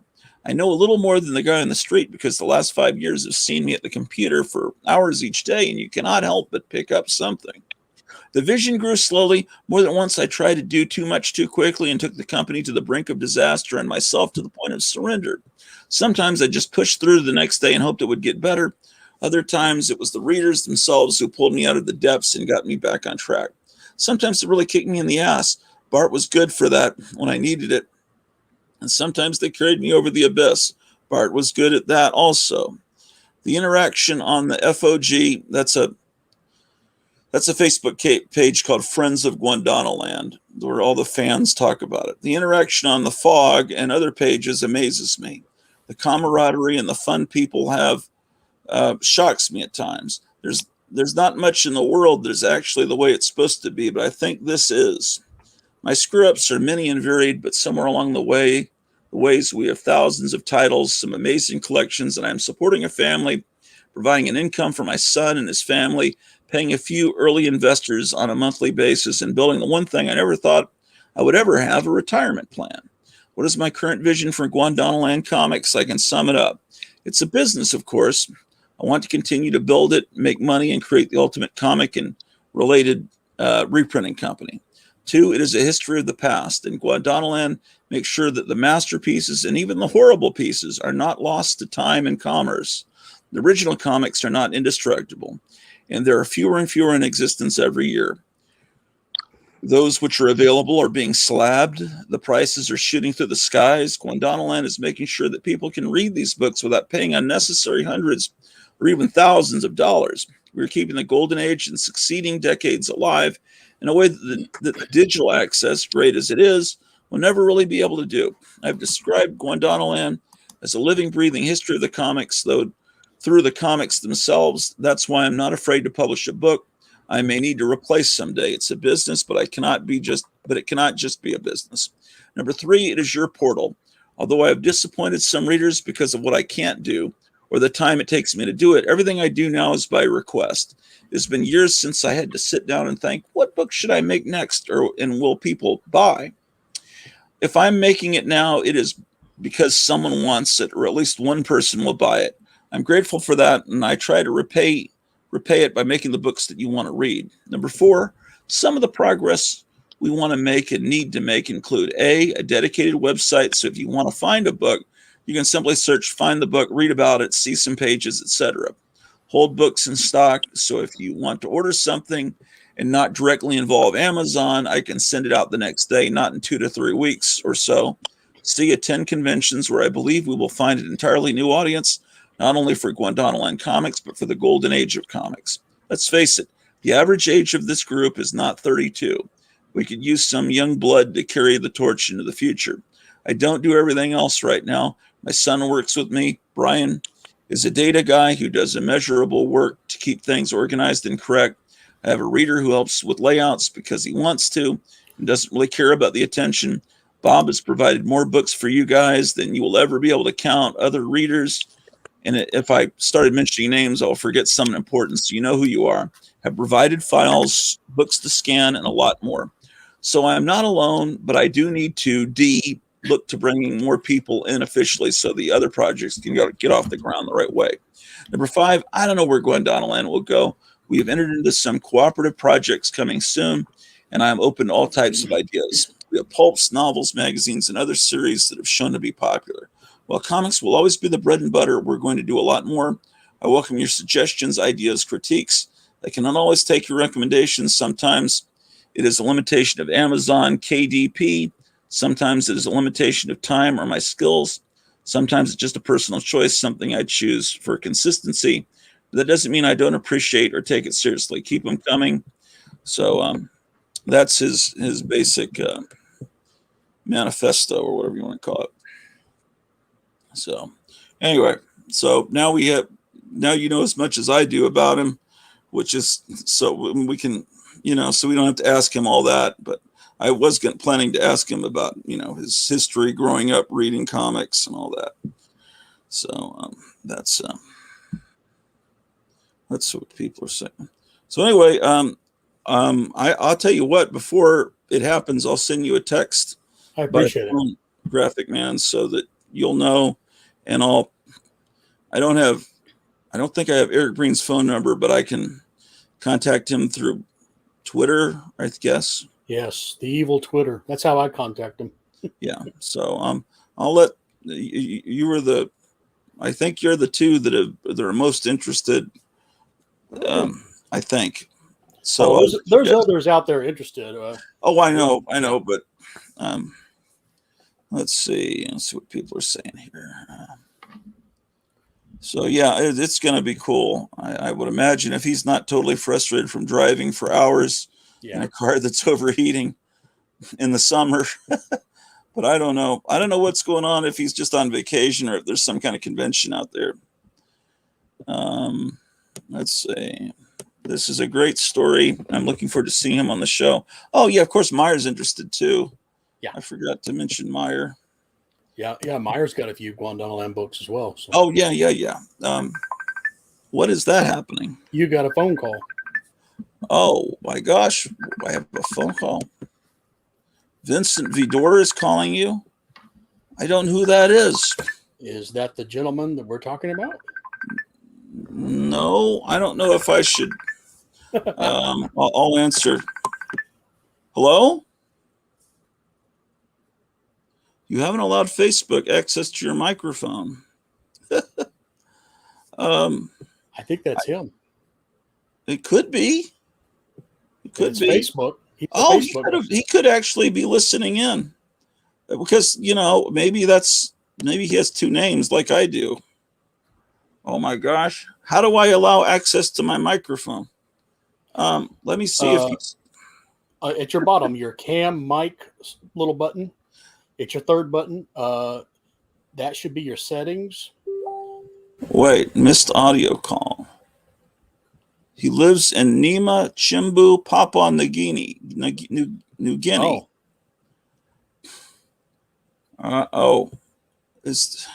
What? Where are you talking about? I don't have any idea. I thought you were talking about StreamYard. So. Oh well, no. He's trying to whoever. If this is someone calling me, and I don't know if they want to be on a television show, but I don't know if this is him or not. Because the guy I'm talking to is named Lance Jones, but this could be another name for him. And he could have been listening in. Oh, no, but I don't know. Start a voice call. Let me try that. You haven't allowed Facebook. Okay, allow microphone access. Where do I do that?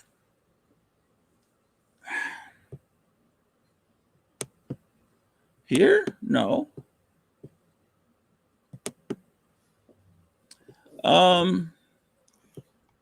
Paulo in the comments is talking about him. Okay, let me see what's going on in the comments. Vincent Vidor writes his Facebook posts in French. He is a tattoo artist, apparently. But is Vincent watching the show? And then he went to Facebook because he saw that it was Kenneth Weinert's Facebook. Because I wasn't on the Gratu Orloff Facebook page. I have one for my true identity. But I don't think he's not the guy. But if Vincent Vidor is watching this show on YouTube, then you can come on this link here, Vincent. because it seems like I don't know what's going on here now that I've shut off. Oh, that sounds weird. Let me try looking up Vincent Vidor now that I've. What? Where? Anyway, I don't know. Kim, it was nice to meet you. Yeah. You too. Yeah. So I'll see you later, Graphic Man. In a couple hours, I guess. Yeah. Tell Bronco I got to go make a few hits. So. Yeah. Yeah. I'll see you in a little bit. Let's see. We have. Yeah, he looks like this guy speaks French. He's a tattoo artist. He may have just been that may have just been completely coincidental. I don't know. Anyway, weird. Let's see. Let me go back to looking at that hotel because oh, this is an old article here. Hotel Rural Retreat, historic rural retreat hotel to hit the auction block. But this is from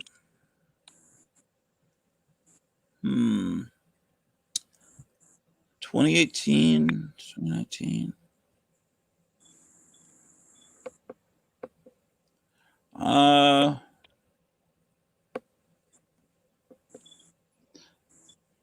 Yeah, no, this is older. I don't know what the deal is with that. I'll get rid of that.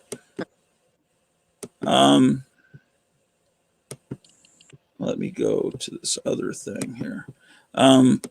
That article's from 10 years ago. I don't know why it said it was 2 years old.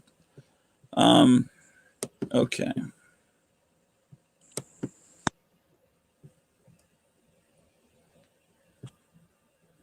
Yeah. Okay, so anyway, there's it's a cool little town, and if this had just been maintained a little bit more, it would have been really amazing. But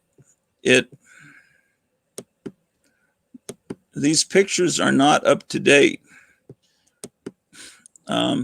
Anyway, so I was interested. I talked to the little old man that owned it and everything, but I had there about a block from here, there's a guy that does reconstruction on houses and also owns a gun store. And I had him go into the house and he took pictures and he sent me pictures of what it really looked like, which apparently there's a leak up here that's they put a metal roof on it, but I guess where the metal comes together, it was leaking in through a bathroom. It was causing ceilings to kind of cave in a little bit. There was an entire wall of black mold, and it was just penetrating the house and fucking it up. And the wiring was old, and there was asbestos in the basement and stuff. But the thing is, it's got 6,378 square feet. And so I was just dreaming and having 15 bedrooms. I was thinking I could have theme rooms. One room could be a tiki room. I could have one room, several rooms that are libraries. I could have different rooms dedicated to different eras of comic books. I could have all, just be like a museum of popular culture in every room. And then we could live on the first floor, and then the upstairs would all be a museum. I had all these dreams, and it sure doesn't look like that anymore. But that's the way it's being presented as. That's on the second floor, and that door takes you out to the porch.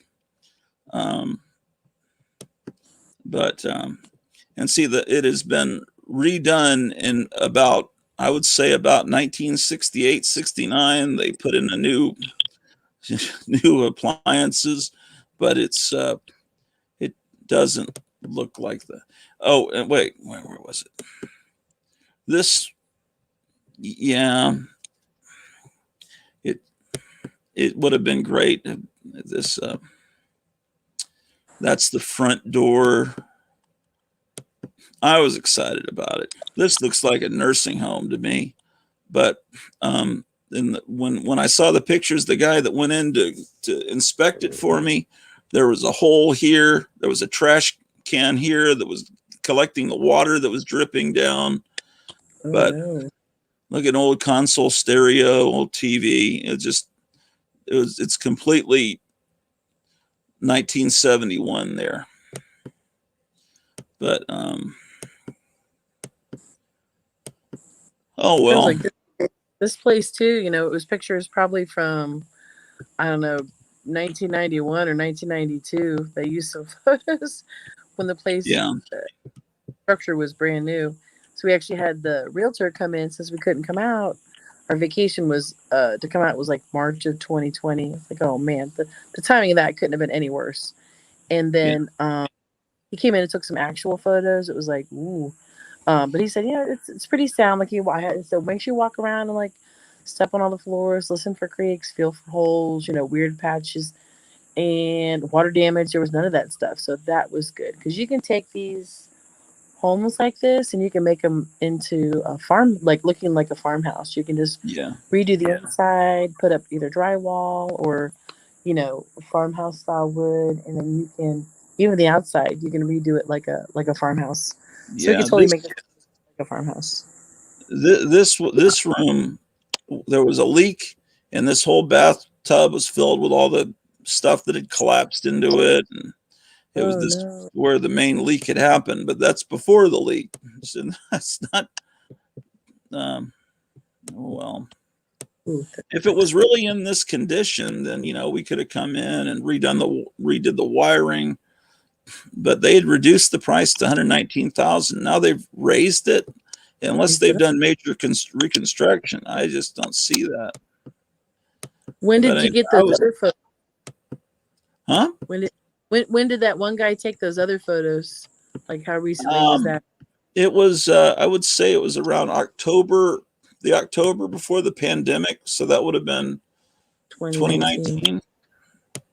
And then right after that, it was taken off the market. And now it's suddenly magically back on the market.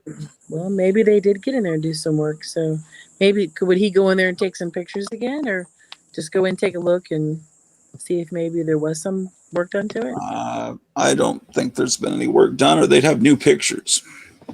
Wow. But Yeah, that's true. That's true. Well, let's like see. there's so many cool old homes here. There was one that we were looking at before this that was from the 1880 on 27 acres, and somebody at the same time we were putting in to get it, somebody else with no contingency got that. And there was another farmhouse that was for sale also on 27. Usually everything seems like it's 27 acres, 35 acres, or 40 acres around here. And that place, it was just too weird. Like it was, I think this place was from like 1860, but same thing. The photographs really didn't show like how the fireplace outside was like crumbling, and then from the well or water, there was actually PVC pipes above ground, and I was like, ooh, that was a big red flag with like water stuff, maybe water issues.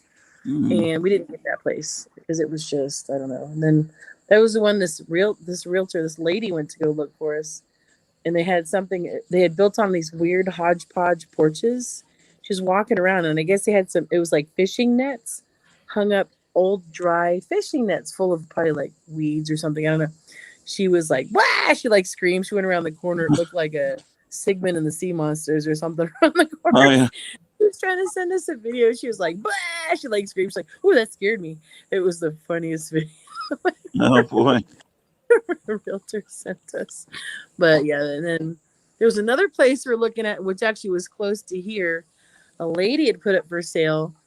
It was the house was only like 4 years old. It was on like 28 acres. And then she was going through a divorce, and she'd put it up for sale without telling the husband she was divorcing. So that had to come off the market because we were about to put in on that. It had to come off the market, and it turns out that he actually won the house in the divorce anyways, and took it on and wasn't going to sell it anyways. And then this place, the Google pin dropped it in the wrong location about Some of the maps dropped at about 10 miles away of the pin, and some other, like a couple cities over. And then, I mean, it just, so people would want to come look at this place, I guess, and they couldn't find it because the maps were, Google Maps was totally off.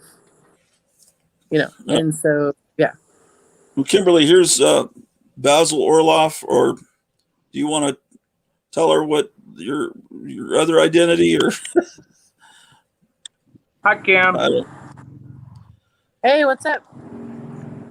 He's a friend of Cleo as well. Mm-hmm. Hey, I gotta mute the mic just for a sec. Hold on. He's out in Fresno. Did I get it right that time? Yes, sir. Pasadena. I don't know why. So, No, I just thought I would do a weather report out here, man. It's like doomsday. It's cleared up a little bit now, but since like 5:30 this morning, we've been like inundated with heavy smoke. The sun is red, was red. It's finally turning yellow now. It's bad, man. It's real bad. How far away is the fire? Oh, I don't know. I think these ones are blowing in all the way up from Chico, up way up Northern California. Because what happens is it hits the freeway corridor, like the I-5 corridor, the wind currents do, or the 99 corridor, and it just blows it right in here. And we're a choking point. The big problem in the valley is not us. It is LA and San Francisco. LA and San Francisco, the natural wind currents blow everything down into the valley, because we're in the middle of the state. So, we pay a heavy toll for everybody else. And then, all the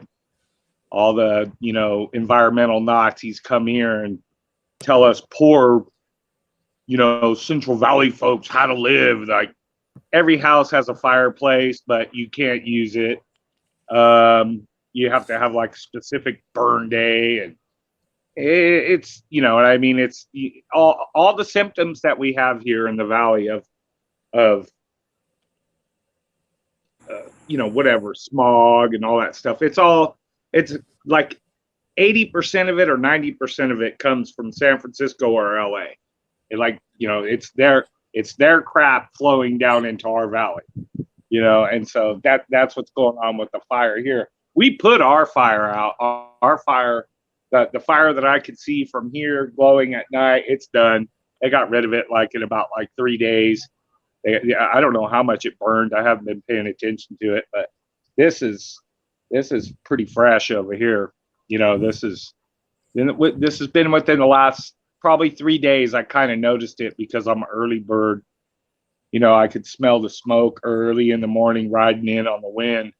And I was like, it's bad, man. I mean, it's like super humid. It feels like I'm back east right now. Don't feel like you're in California. Yeah, we're getting real red suns at sunset. They said on the radio it's from the fires out there.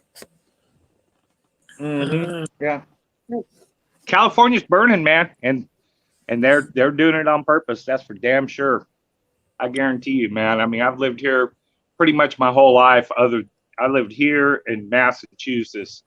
I've only lived in Massachusetts like maybe 4 years out of my life. I'm 52, and I can tell you that this is the worst I've ever seen it, where it's just back to back to back to back, like 5 years straight of massive forest fires. It's it's just piss poor mismanagement on purpose, and then they burn it down because my opinion is they burn it down because they don't want everybody to run up there when the shit hits the fan down here. Well, that's my opinion. Is it to if it's intentionally done, is it to scare people about global warming, because that's supposed to be their next push after? Well, yeah, no, I mean, yeah, that's all part of the game, but the ultimate strategic plan is to drive all the hillbillies out of the hills and drive them down here and, you know, get them into the cities, man. You To know, be they more need to get easily them controlled, plunge like and- Logan's Run in a dome city. yeah, they got to get the plunge, and they got to have the barcode tattooed on them, and you know what I mean. Yeah. So, yeah, I mean, Yeah, there's but- some picture I saw. I don't know if it was fake that showed some beam coming down like from space, like a laser beam. I've seen that. So Yeah. I believe it, but I don't know. I mean, it could have been fake. Yeah, I Certainly mean, seems you know. plausible. Yeah, I mean, I don't know. You know, yes. Do I think that's it's plausible? Yeah, I think it's plausible. I believe that they are, you know, that I believe that they do have that technology, absolutely 100%. But, you know, it could be just another psychological operation too, you know, to throw people off into that little arguing point when it's a couple of hundred Antifa dudes running around, chicks and dudes running around, just throwing books of matches into the forest. You know what I mean? Yeah, I've heard that too. Yeah. So, oh well. Yeah, but it's all right. I mean, you know, I'm over the last 3 or 4 years, I just like every summer I just get used to it. You know, isn't that sad? That's the sad part, is that you just get used to it. You know what I mean? It's numbed down. It's like, you know, the outrage is gone now. It's like, oh, okay, cool. There's another forest fire. Yeah, it's weird how people become desensitized to things. I loved I'm not going to spoil the movie. I'm not going to ruin it.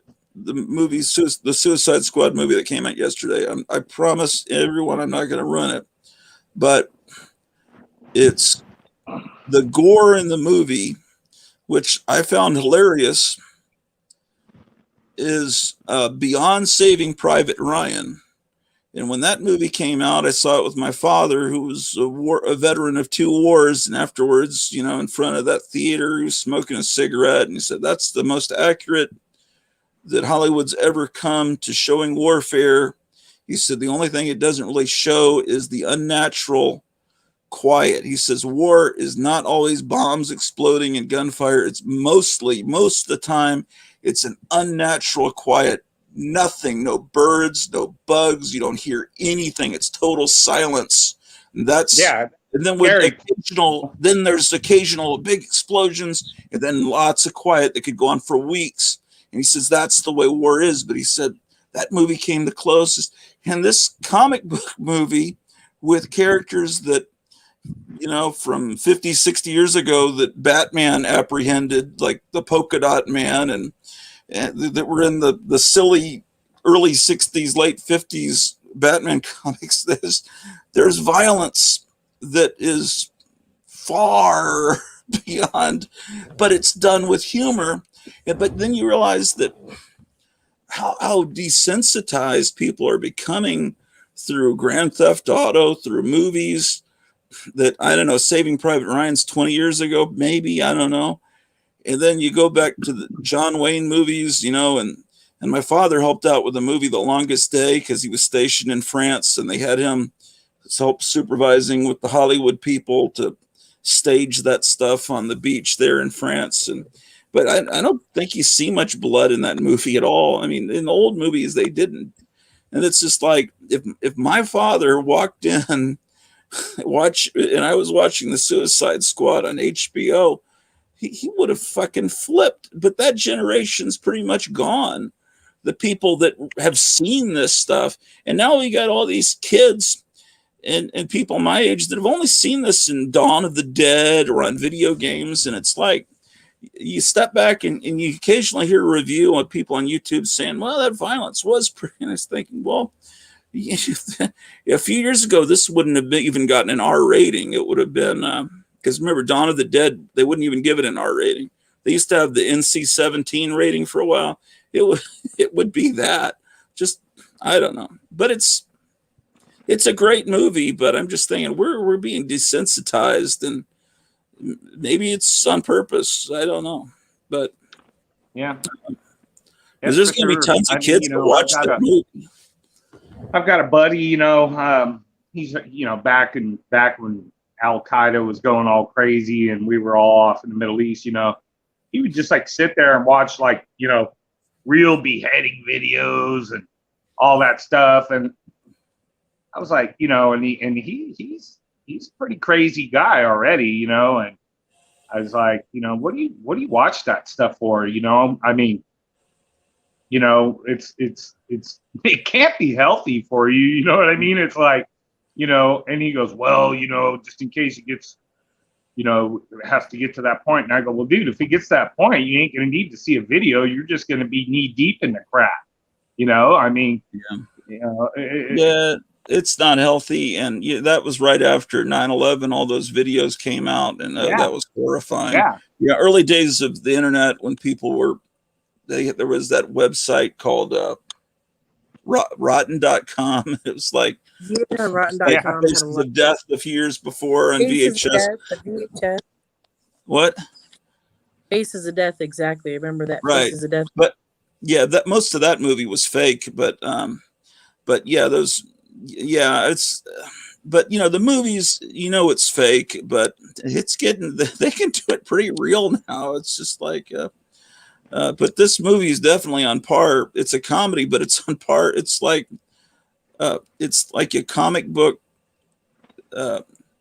It's like a comic book fusion with Saving Private Ryan. It's something else. And tons of kids are gonna watch it. Let's see what people are saying. I wonder if anyone's seen it that's watching. We've got 10 viewers. Zombo says, let's see what he's saying. I couldn't believe what the creature did to. I never met. Okay, I don't want. I was one. Yeah, let's be real careful. We don't spoil it for people. I never imagined that was what happened to people. Maybe it is. I'm not a DC guy. Yeah, we can talk about that maybe in a couple of days when more people have seen it. Hey, you guys. Sorry, my battery is getting low. Oh, okay, cool. Well, it's nice to see you. Yeah. I'm probably gonna do a show later tonight if you guys want to tune in. Cool. I'll go and throw it on the charger and then maybe see you guys on a little bit later. All right, take care. All right, good luck out there in California. Nice meeting you, Kim.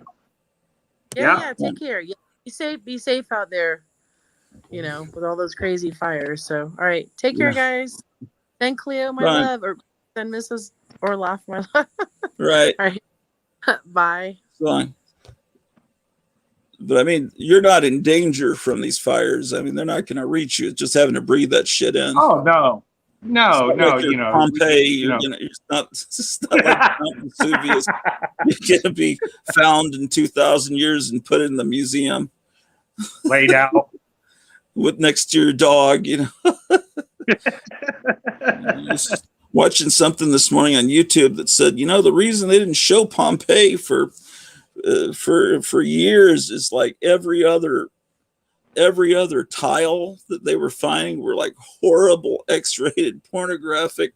Everything they had on their walls in every home was like, for every innocent picture, it was like someone getting took the just it was like ancient Rome was not was something else. What do they call it?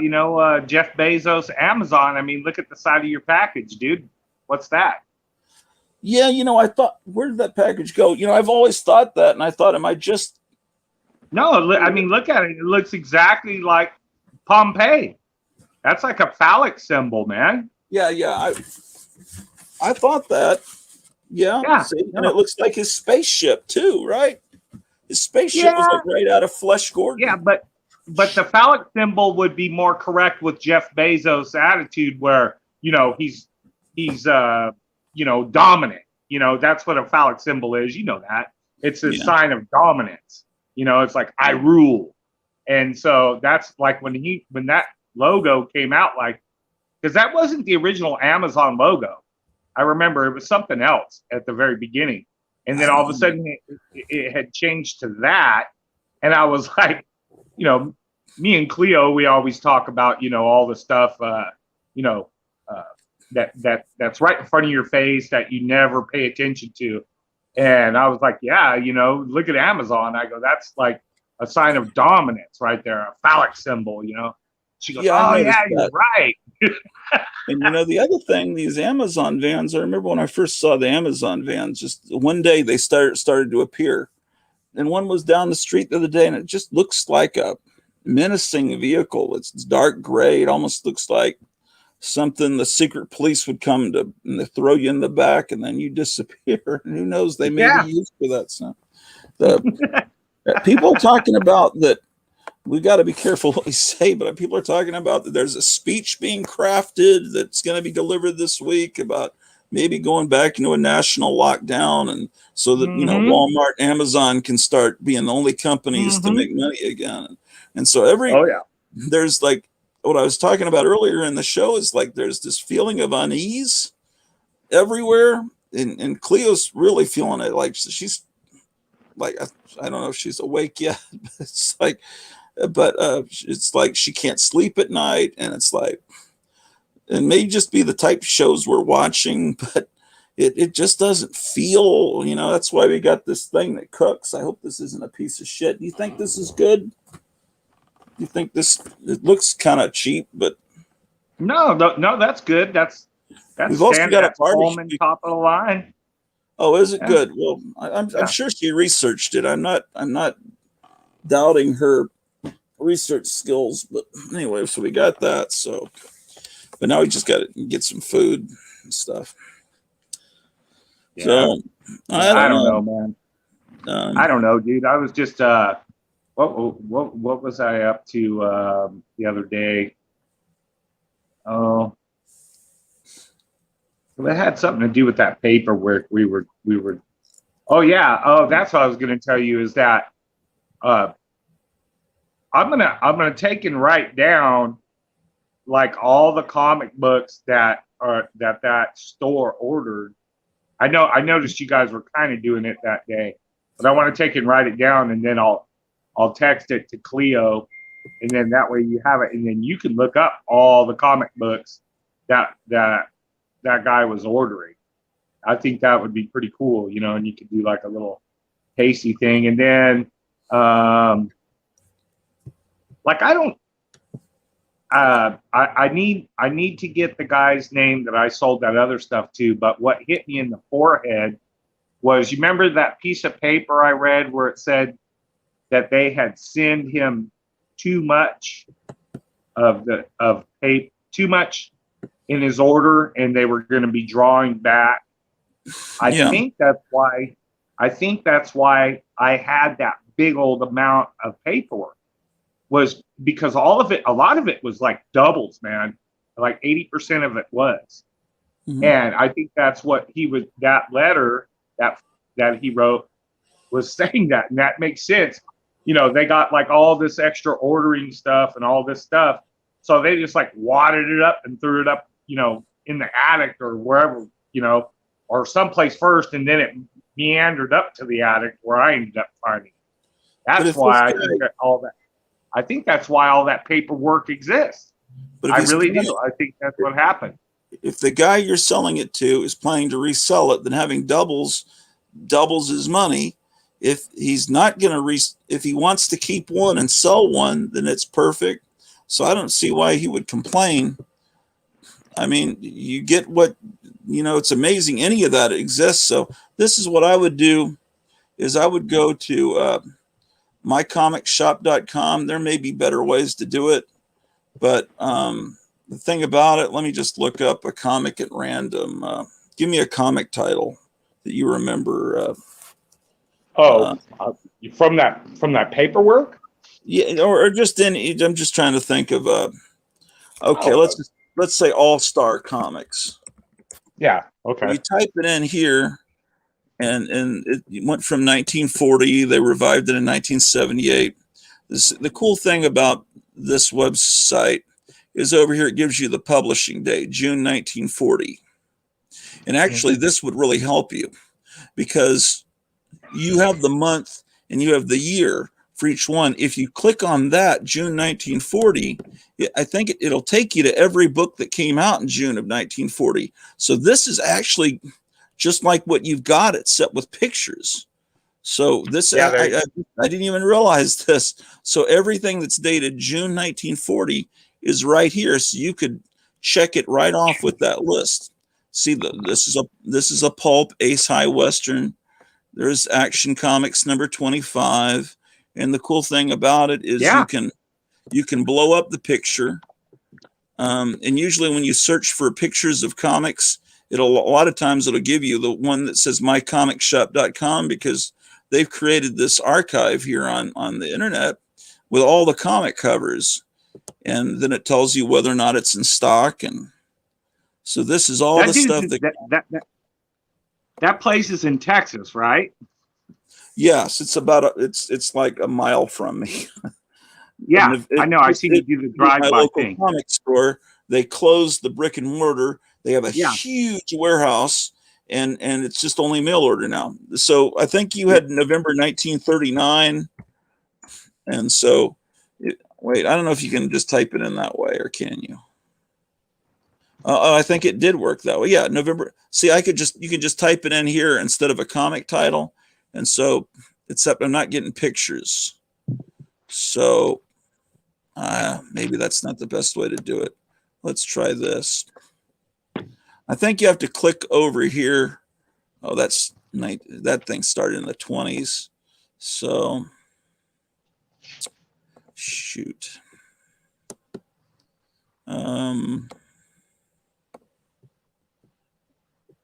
Okay, let me just type in Action Comics. Then I'll hit the one that started in 1938, and then excuse me. That's okay. So smoke, man, that's real good, huh? Yeah. Have you ever tried to quit? Oh no, hell no. Hell no. I quit everything else. Gratu, you know what I mean? And it's like I figure if I'm gonna do something, then I'm gonna keep one thing. You know, I'll still have a beer and a drink every once in a while. You know, whatever. I'm not gonna say I'm, Johnny super, perfect, or I'm straight edge or anything like that. I might meander around, whatever. On my 50th, I was like, on my 50th birthday, we played a big old giant show with Lion Claw. They were here for my birthday, and it was a big ordeal. And I hadn't done any kind of, hard drugs in probably like 15 years, 20 years, and even then even back in the day, I was always just kind of a, how do you want to say it? Just kind of like, it was a social thing. It wasn't like, I dig it, I'm going to do it all the time guy. So anyways, on my 50th birthday, those guys were all hyped up and they offered me some of the hype stuff. And I was like, yeah, sure. And so I did a little bit and I drank beer and ended up staying up all night. And then, felt like shit for 2 days afterwards. And I was like, but that, that's neither here or there. But what I'm saying is that, the last bad thing that I do is smoke. So the way I look at it is, if I've got myself all the way down to just one vice, I would say I did pretty good considering I was around 10,000 vices my whole life. Right. So you see what the time period that you have with most of those distributor forms is right when comics are coming in. You'll see I'm looking at November of 39 here, and mostly what we're looking at are pulp magazines. Then there's an occasional comic book like this. This is only, let's see, 10, 8, 9, 3. This is like only the 7th appearance of Batman, issue 33. I think my math is right. But see, most of these are going to be pulps. So, but so what you have is the very birth of the comic book industry being, see, early Doc Savage. This is Doc Savage number, whatever it is, November 39. See, the Doc Savage, they didn't have that widow's peak like they drew in the 60s and 70s on the paperback covers. Originally, that was kind of done more for the later generation of reprints. And I think this was like the first or one of the first comic books, Famous Funnies. See, they're already up to number 64 in November of 39. Yeah, he ordered tons of that. If I Well, that was remember probably right, the most popular comic. It was reprints of Sunday Funnies, I guess. But they had these amazing pulp covers.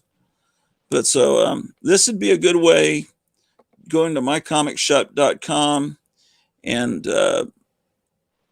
going over here, hitting the month and the year, and then that'll show you the stuff that that's on that forum. Yeah, it was that guy's funny. He already bought a comic book off of me. Well, I went to Texas and I have the address written down. I'm pretty sure it was mycomicbook.com because they list like all the variants of covers, right? You know, like if the box has been moved 1 little inch and it doesn't have a little check mark or something in it, then they list that as a variant or whatever. And my mom had bought me 2 Star Wars comics, and they ended up being, I guess reissues. When I finish the cigarette, I'll take it and show it to you. Well, I looked it up in mycomic.com because I heard it from you guys. I was looking it up, and I noticed that they didn't have my variant. They listed it all these other variants. And he was like very authoritative. These are the only variants that there is, right? And I was like, and I went, no, I don't think so, bro. So I went ahead and just chucked it on eBay. It was beat up. I have one copy that's super clean, and then I had one that was a little bit more beat up, right? The reader copy, and then a copy I saved for myself. My mom insisted on buying 2 of them, so I put it on eBay, and the average Star Wars comic that is a reprint is like $5 plus shipping. Well, I noticed that this comic book, when I put it on there, they paid like $20 and shipping for it. So I was like, dang, man, I wish I would have bought like 50 of those, and I'll show you, and you'll be able to go to mycomicshop.com and be able to see maybe he's got that comic listed now or as a variant.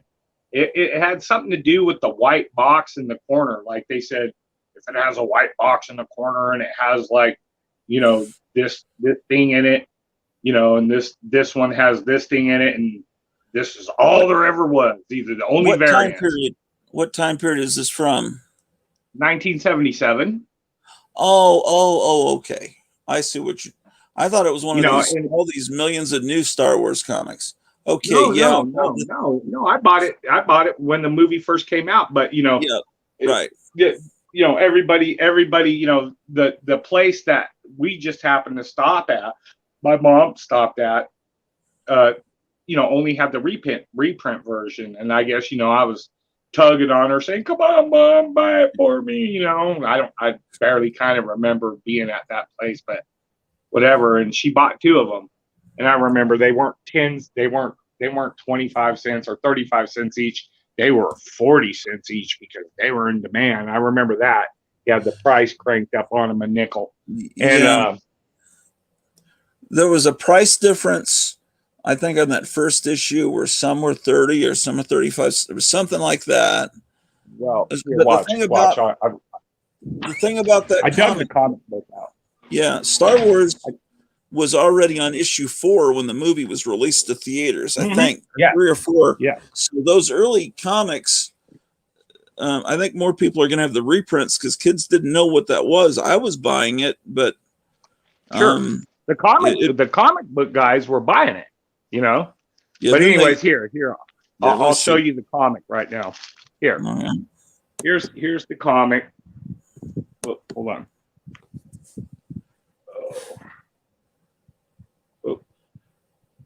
Okay. All right. That's, I think, the very last part of the adaptation.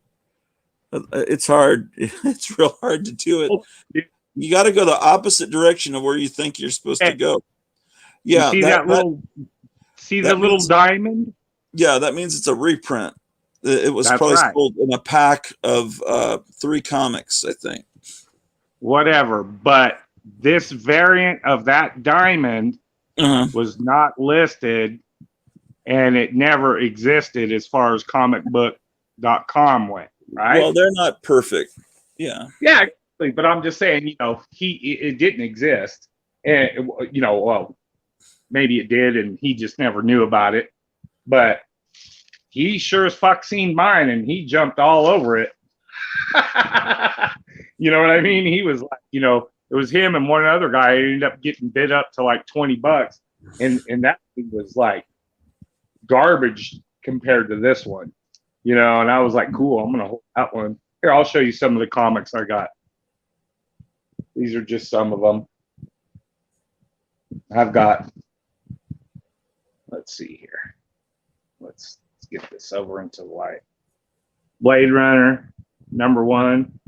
Right. I got that. I think I bought that as a magazine, and then they did it also as a comic. And then here's my Battle of the Planets. oh yeah,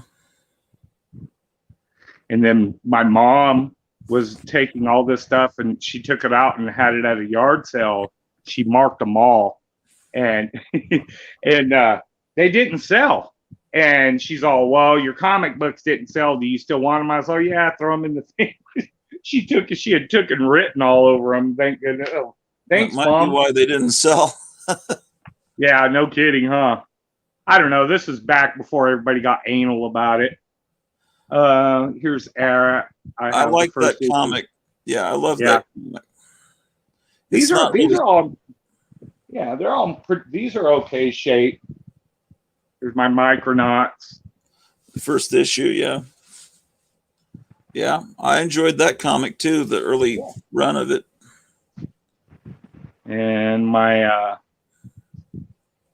let's see, let's back this out. God, I used to buy these right off the spinner rack, man. Yeah. I remember buying this one right off the spinner rack at 7-Eleven. I think this may have been my brother's. No, this was mine. Yeah, this is mine. I remember buying this off the spinner rack. Yeah.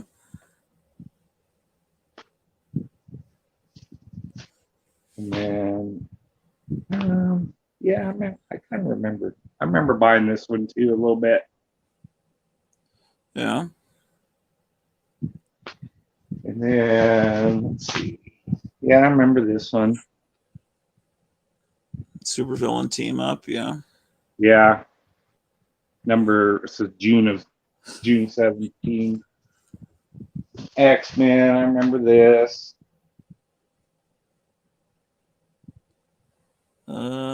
Yeah, okay. Right. Oh yeah, man. I read this thing like probably about 6 freaking times, man. This was a good story. I remember this one. This was cool. Yeah, Unknown Soldier, yeah. Yeah, I loved Unknown Soldier, man. Yeah, he was cool. Oh yeah, I remember this one, GI Combat. Yeah. I love this. Isn't that like that cover reminds me of like the Terminator before the Terminator. Right. And then this Unknown Soldier. So I guess I was fairly prolific, over probably a good 2 or 3 year period when I had the extra money, back then, when you had a few extra coins, I bought comics. Yeah. I know I have a few of my brothers that are pretty beat up. Watch, I have a couple of Silver Age. I think, man, they're just like wasted. Oh yeah, here's one I wanted to show you. You'd like that one. I remember buying that. Yeah, I didn't buy that off the rack, but I got it later. Yeah, I got this one. I think it was my brother's. Because, yeah, it's a 26 comic. That was my brother's. Hold on, I want to show you. I got one, like, super crusty Spider-Man. And I know for sure it was my brother's. It's a 12 cent. It's beat though, man. It's ragged. Girl, hold on. Let me straighten this out. There we go. Yeah. Well, it doesn't look horrible. I've seen a lot worse. Yeah, it's pretty ragged. The whole jacket comes off of it. Oh. And then, I've got some survivors like, you had. I don't know what happened to the covers of them. Yeah. And then let's see. Yeah, I've got, yeah. I mean, here, I'll show you. I've got, a pretty good chunk of, about that many comics, plus the ones I showed you. So it's like, I part of me wants to keep them around for my nephew, but I don't really think we're going to make it that long. So, you know what I mean? It's like, I mean, he's like 16 years old now. So it's like, I have no idea. I don't know what to do. I don't know. I just, they're fun though. I mean, oh yeah, I have a Mad here too. I forgot I had a Mad. There's a Mad. Oh yeah, yeah. Yeah. But anyways, I thought I'd just show you that. So I'm not completely, I'm surprised that I think because they didn't sell at a yard sale, I think I told Cleo, I don't know if I told you, but that childhood house that I grew up in was built by my grandfather. Mm-hmm. And so there was generations of stuff there.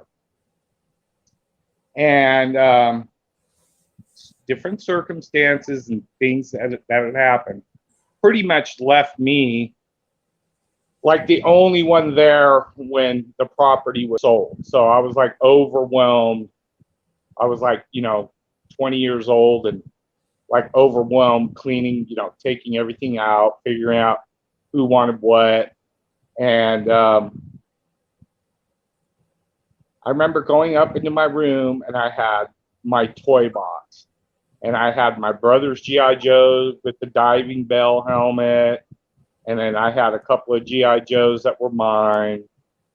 And I had my Shogun Warrior. And I had the Godzilla that shoots the fist. Remember that? Yeah. I had that. And a bunch of other stuff from when I was a kid. Well, I really loved the Shogun Warrior, so I was like, all right, dude, and I had to move. I was moving into my very first apartment, just this really rinky-dink little tiny one-bedroom apartment. And I had, all kinds of family stuff that I had to take with me. And I don't know what possessed me because I knew better, but I took all that stuff and I threw it in the garbage can, except for my Shogun Warrior. And it pains me, to think that I did that because it's like that stuff was so cool and I wish I would have kept it. And it's like I didn't do it. And I think it was kind of a rite of passage thing where it was like for me, it was like I had to do that because I know I was getting thrown out into the world. And for me, it was like a pretty traumatic deal. I mean, I had a pretty traumatic childhood growing up, after the age of like 12. Things got real shitty around my house. But before that, I was a golden child, like, picture perfect, like you guys talk about, the family over and the feast and, the happy around the Christmas tree and everything was perfect. And then by the time I was 12, my mom was going off the rails. My dad left the house and like everything my whole world kind of just turned into shit. It was like pretty bad, and then by the time I was 20, God, the crap that had gone on, dude, I think at another time we were talking, or I was talking to Cleo, like my uncle, the one that was in Vietnam, he had like a running bet with my aunt that I was going to go to prison. Oh, wow. You know what I mean? Yeah, because things were just so crazy, between, my mom and the way, she was running the house and letting things go on and doing stuff herself, and me just running amok. And so, anyways, I beat that. I never, I went to jail quite a few times, but I never went to prison. But anyways, but I think for me, when I did that, it was like, for me to do that was like kind of I was so mad at my childhood, because I knew what it was to have a regular childhood, to be normal, and then, have all that shit blow up and everything go wrong. And, by no fault of mine, as my mother, and I love my mom. I mean, I understand what happened to her, now I understood, after I was in my, early 30s, what had happened to her. But all that happened. So anyways, what I'm getting at is it was, for me, it was like getting rid of that. I didn't want that memory. And I wanted to just move on and leave that behind. And the only thing I did keep was my Shogun Warrior. I had the black and the light blue one. And I had that for years and years and years.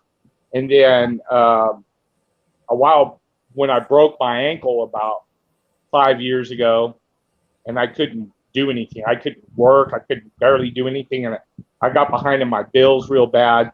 And I had a friend of mine that really wanted it. And it's like, I'm glad he got it, if anybody got it. But he paid me righteous. He gave me like 200 something bucks for it. He's like, hey, dude, I'll give you cash money for that Shogun Warrior right now. And it's in his house. It's still in his house. He won't sell it. I was like, all right, dude, you know what? It's got to go. So, you got to pay bills. You got to pay bills, So that for me was the last thing. I think I still have my, I think it's out in the garage here. I think I still have my Pee Wee Herman doll. And I think the only reason why I have that is because nobody wanted it, because it don't work anymore. Oh. Yeah. You know what I mean? Yeah. The one where he's wearing a little checkered suit and he's got his white shoes on, and you'd pull the string and he'd talk. Yeah, I still got that, I think. Yeah. Pretty cool. And I saved my comic books, and I have I have all my football pencils. You remember the football pencils you could get brought to when you were, you could get the sports pencils from the office when you were or at least when I was in grade school, you could get them. I still have a big old wad of those. It cracks me up on eBay. People pay big money for. I got those. I don't know. It's a trip. I just remember everyone making little paper footballs and Yeah. pumping them Remember on the that? desk. Yeah. That's something I remember. Yeah, that was great, man. That was fun playing football on your desk. I don't think kids do that anymore. Yeah. Spitballs, remember? That was like real evil, though. But spitballs were good, too. We would get the straw and spit, Yeah. People don't pass notes under desks much anymore because they can text, and it's a lot easier.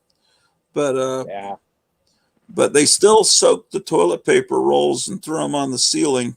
So I remember the first time I went into the restroom, and they put in the toilet paper, but it was chained to the wall. And I thought, oh my gosh, I know they don't trust these kids when they have to put a chain to keep the toilet paper.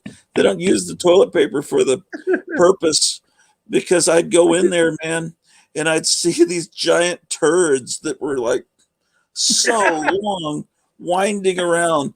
And then there's no toilet paper in the toilet. And they just went in there and pooped, pulled their pants up, and went out. And meanwhile, there's girls that have crushes on these guys. Is they're like 7th, 8th graders. They're just pooping and not wiping their asses.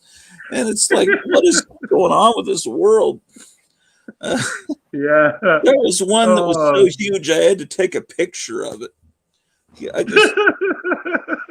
don't know what I the know it's moms are amazing, you feeding know. the kids. I've got a walking ear. Oh yeah, I remember those. I've got a Shogun Warrior, but it's not from my childhood. I bought it when I was probably Which one? about 30. Which one?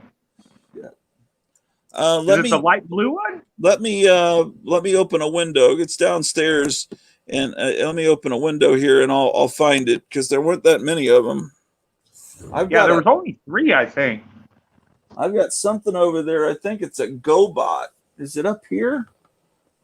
Some of them did weird things. Like there was a little Micronaut guy that was like a little R2D2, and you could reconfigure it in different ways. But one way was to have this giant drill right where its crotch is.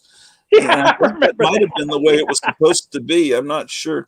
I do remember that. Yeah, there's not much age difference between the two of us. I think you're about 4 years older than me. Yeah. Let's see. Let's share this page. Yeah. So that. So the Pee Wee Herman thing would have been out when I was in college age. So I was still buying toys. I just didn't buy it. Yeah, I think I got that much later. I think I was like probably, almost a senior, and I would have been a senior in high school. Yeah. And I think I traded one of my buddies for it or something. But they're I always still liked cool. him. No, he was great, man. Today, I'd buy it because I'm aware how cool it is. There was a what was I completely blanked on what I was just saying. We were talking about robots. Well, as far as Pee Wee Herman stuff, what I bought there was a little band, and it was like a beatnik band. It was a dog, and then there was a bird that was like a beatnik singer. Little tiny figures. I bought those, and I bought the things like that. A little miniature. I bought a little miniature genie. Then a little, the thing, the jumbo genie, whatever. I always kept him in the band room.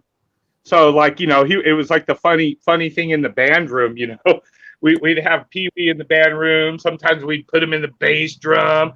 I've always ridden bikes, and, I had a little basket on one of my bikes just up until about maybe 4 or 5 years ago. And I'd put him in the basket at the front of my bike just like 5 years ago and ride around with him. Would look at me like I was kind of freaking lunatic, you know what I mean?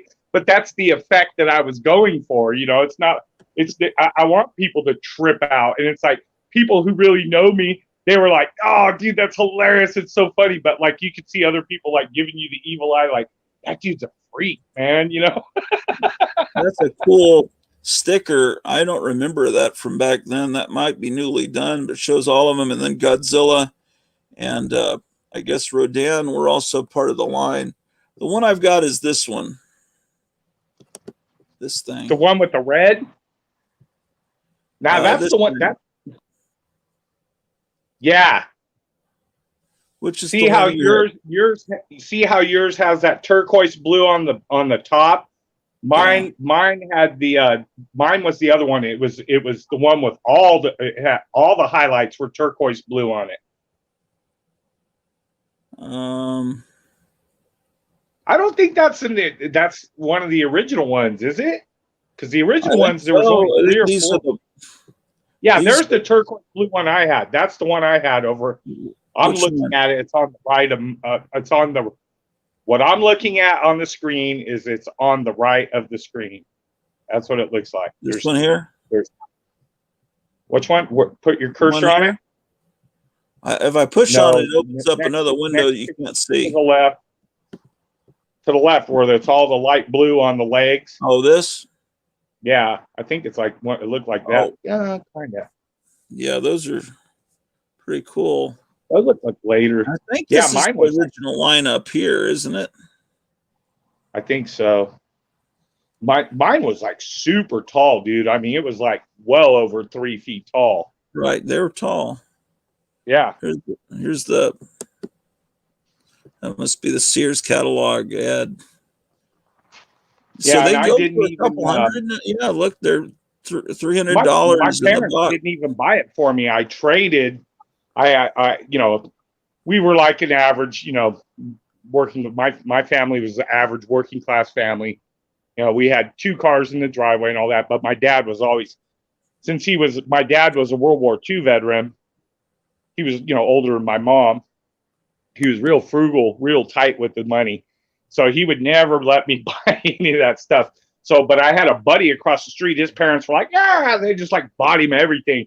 And so like he would play with stuff and like be done with it like 3 months later.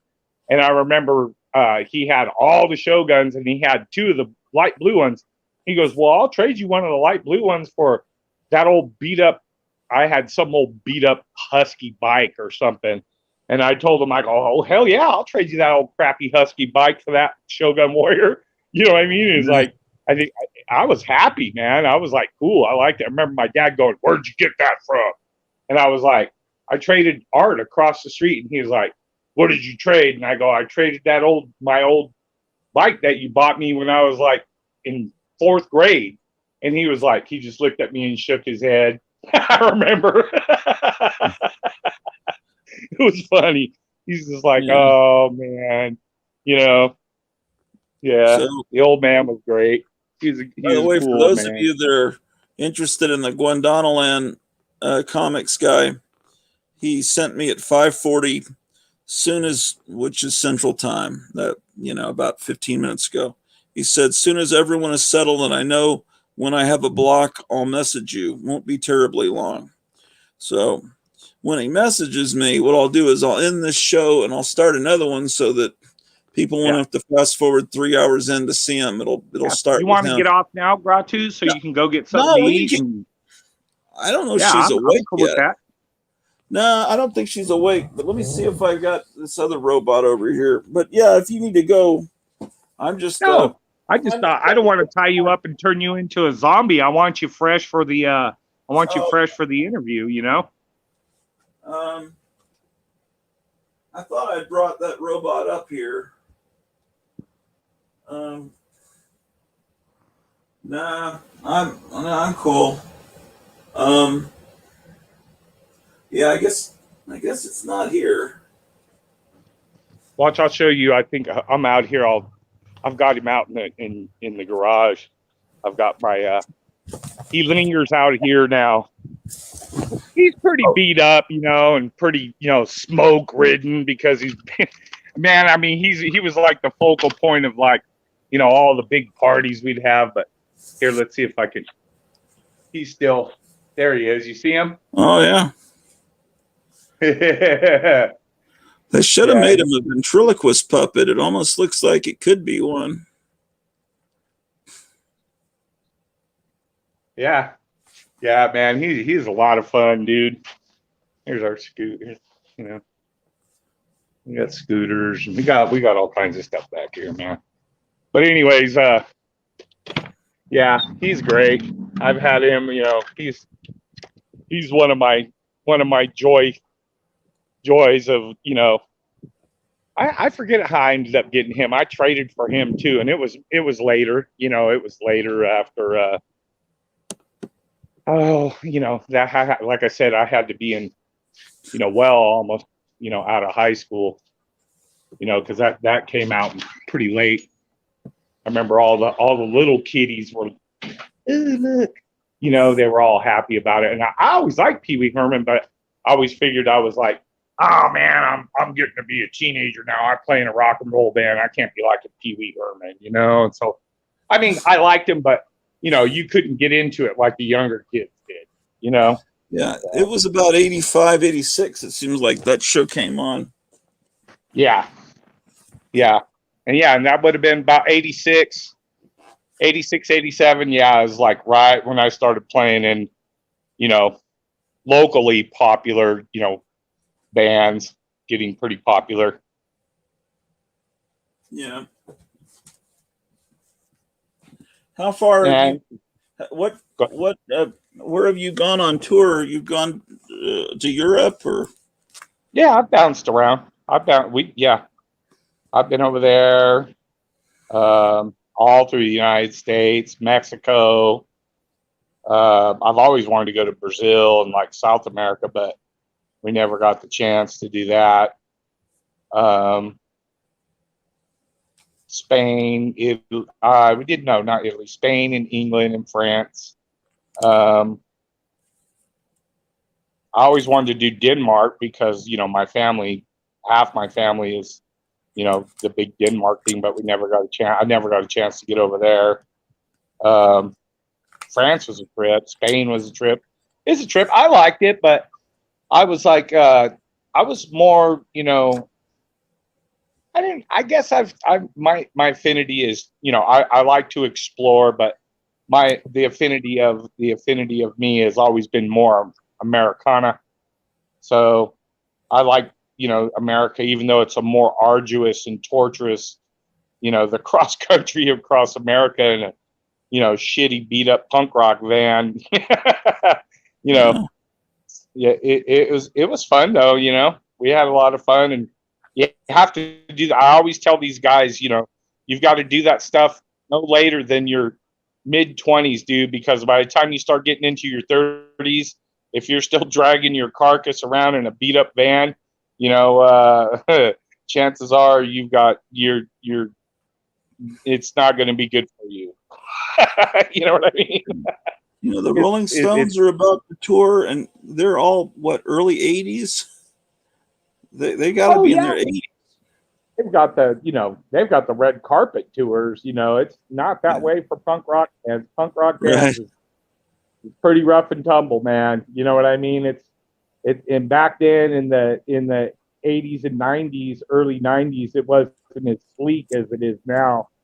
You know, these kids, they, you know, like I said, you know, somebody's got some money in the band. And nobody in our band ever had any money. We were just, you know, like I said, lucky and blessed that people liked our music. So whatever little we had either came from our sales of our fan base or you know, the record label would help us out.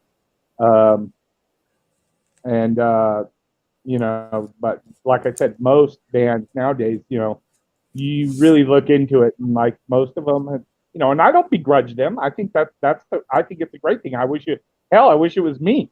You know what I mean? But most of those guys, you know, they're usually trust fund. There's at least one trust fund baby in the band, and you know they're worth, you know, $250,000, to, you know, or so, and so they can afford to buy the nice Volvo van and go out on tour, you know, where everybody can sleep right, and you know, and they've got a little money in the pocket. Us, man, dude, we'd break down and we'd be like, you know, having to, you know, go and to the local church and, you know, ask for some money. And I remember that happened a couple of times, you know, and he told me, yeah, we had a blowout and you know, we're stuck over here on the freeway, and they're like, what do you guys do? And we're like, we play in a, you know, band, and we're touring the country, and you know, we've only got like $40 between us and a full tank of gas, and you know, it was fun though. You know, it's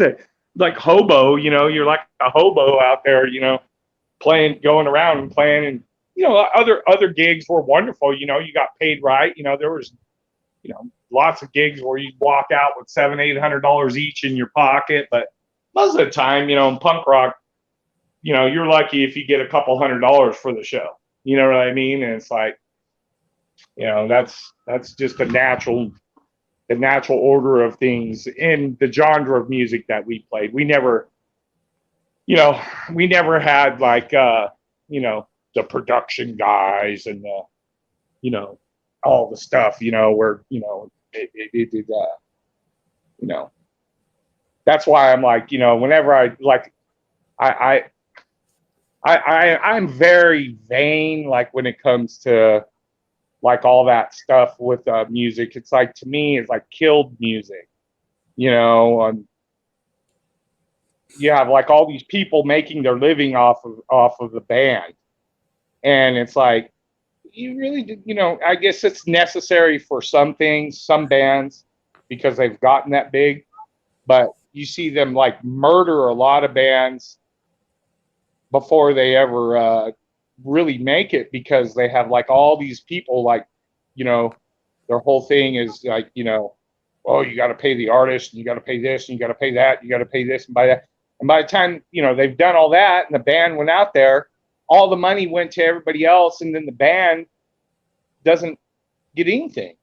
They like end up with nothing, you know. And that's why you see a lot of those bands are just, you know, they got out there and they had a really slick looking LP, and yeah, it was okay. I had a few good songs on it, and then all of a sudden they just fell off the map.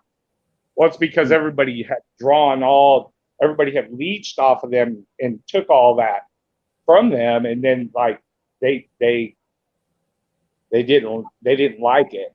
And that was us. We were, you know, I was like, hey, I don't want anybody up in my, you know, I don't care about production. Like, several times we would be playing a very large show, and the PA, you know, the PA guy makes or breaks you, right? He's the guy that's making the sound for you during the show. And we would get up there and you know, it would sound like crap. You know, you play one or two songs and it sound like crap. So I was notorious back in the day. I did it. A lot of people, you know, you can ask a lot of people, or, you know, you could that in the time period, I was notorious. I would like stop the band, get off, go tell the PA guy to go screw himself, kick all the microphones over, and then crank up like all of our amplifiers live. And the only thing I would leave the PA guy to do was the vocals and the drums. And, you know, so I wasn't very well liked because, you know, I get into it with those production guys, you know, and because, you know, what they're basically trying to do is they're saying, you know, oh, you know, we make your sound. And I was like, dude, when the Beatles came here and they played Shea Stadium, their sound hella sucked. And the crowd, like, if you watch those videos, like, the crowd is like louder than the band. Right. But they were really playing. It was really them. There wasn't some guy in the back making them sound good, you know? And so, like, I always had that mindset. And so when we would get to certain shows, things like that would happen once in a while, you know, probably about once every 3 or 4 shows. And I was notorious for it. I'd go down, and I even got into a couple fist fights with them. I would go down there and just tell them, hey, you know what, dude, go to hell. Oh, you can't do that. You know, this is, you know, they try to act all authority to you. And I'd always tell them, hey, man, and me and my singer was notorious too. So, you know, and then the word got out, you know, throughout, you know, the different, you know, shows and stuff where, you know, I'd always walk in and I'd look at the PA guy and I go, you know, I'm going to use bad French, but I go, you going to fuck with us or do us right? You know, which one is it, bro? Because if you fuck with us, we're going to come off the stage and hammer you, you know? And I go, you want to get paid? I'll pay you right now. Oh, no, dude, it ain't like that. Or you'd get the guy who thought he was, you know, a tough guy, and he'd be like, yeah, well, screw you. And we'd be like, oh, okay, we know where we stand now, you know, because those guys, like I said, the way they make the system live is they can make or break you. I mean, how many concerts have you went to? You know, you go to see some big concert and, you know, the first band sounds like garbage, but then magically the second band comes on and they sound really good. And then the headline band comes on and they're really good. Well, it's not that the first band sucks. It's that the production guy is like purposely sabotaging them. You know what I mean? And so, you know, once bands got that figured out, you know, a lot of bands would do what I did. And by far, we were not the only one. We may have been at the forefront of it in our genre of music, but, you know, you see it quite often now, you know. It's like, but the moral of the story, as I'm getting at, is that the biggest venues generally need the smallest PAs. And yet you see like these big monster stacks of PAs. You'll see it takes them 10 hours of production to put it up, And so if you're playing in one of those older theater houses that were naturally made for, sound to project, they don't really need all that PA gear. And so I used to help this sound engineer, and he was responsible for putting on shows at this very historical theater that we have here in Fresno.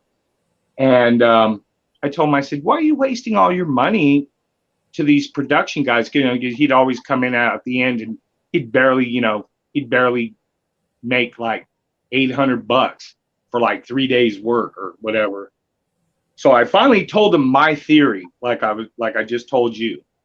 And he listened to me, and the next year he brought in a way smaller PA system, and everything worked out like golden. And he was like, dude, I go, dude, sometimes music is meant to be heard natural. It's not meant to have all these compression and, all this weird stuff put on it. Sometimes it's best if you just leave the artist alone and let him play unmicrophoned guitar and just have the vocals and the drums mic and just let the natural sound come out of the amplifiers. And he was blown away. And I mean, we're talking about this guy is like every bit of a production guy as your buddy Jim that came on, Right. And he was, his name is Peter Wolf. You can look him up. He's known in Los Angeles and Fresno. He's known in California as a large production studio engineer. He's a really big shot guy. And anyways, he was blown away. And to this day, I'm like, one of his favorite people, because I brought him to that realization. And I go, yeah, you have to look at the building that you're in and look at the acoustics that you're dealing with, and then judge your sound by that. Because most of those buildings that were auditoriums were built so the band would naturally project, because in 1938 or 1940, they didn't have PA systems. They just, Billy Bob would show up on stage with his electrified guitar and, go up there and pluck along and sing, and it would just reverberate through the whole place. That's why it was called an auditorium. It's crazy. I don't know. Anyways, I'm babbled 10 minutes too long on that. Branko just put up an interesting thing. It says, speaking of Pee Wee Herman, Reuben's father, Milton Rubenfeld, was a World War II U.S. pilot who later flew for the then new state of Israel in 1948 and became one of the 5 founding members of the Israeli Air Force. Oh, that's cool. Yeah. Yeah, they gave Pee Wee Herman a raw deal, man, compared to nowadays the stuff that people get away with. I mean, come on. Yeah, it was vulgar what he did, but it was, compared to what these people do nowadays, man, please give me a break. What do you think's going to happen when you go to a XXX movie on the seedy side of town? What, you think everybody in there is a bunch of saints? You know what I mean? Yeah, Come I think on. by then, yeah, man, I wish that he hadn't gone to that theater, because we could have had years more of that cool TV show. Who knows? It could have gone as long as The Simpsons or something. But that would have. Yeah, you're right. Absolutely. No, I agree with you there. We should have just rented that Nurse Nancy movie instead of going to watch it in a theater. VHS rentals came along, and I thought that killed that whole theater thing. And so there's a, see if I can't find it. Let me show you something. There's a YouTube page called FT Depot. Let me pull this up. And they have what they do on this page is they show little films that are meant to be shown in movie theaters. Go to the lobby, you get your soft drinks, but they have some other, like watch for where the exits are, all that kind of thing. Let's see if we can't find what I'm showing. They have one that's really something. FT Depot. I don't know what FT stands for, But yeah, this is a page that's definitely worth subscribing to.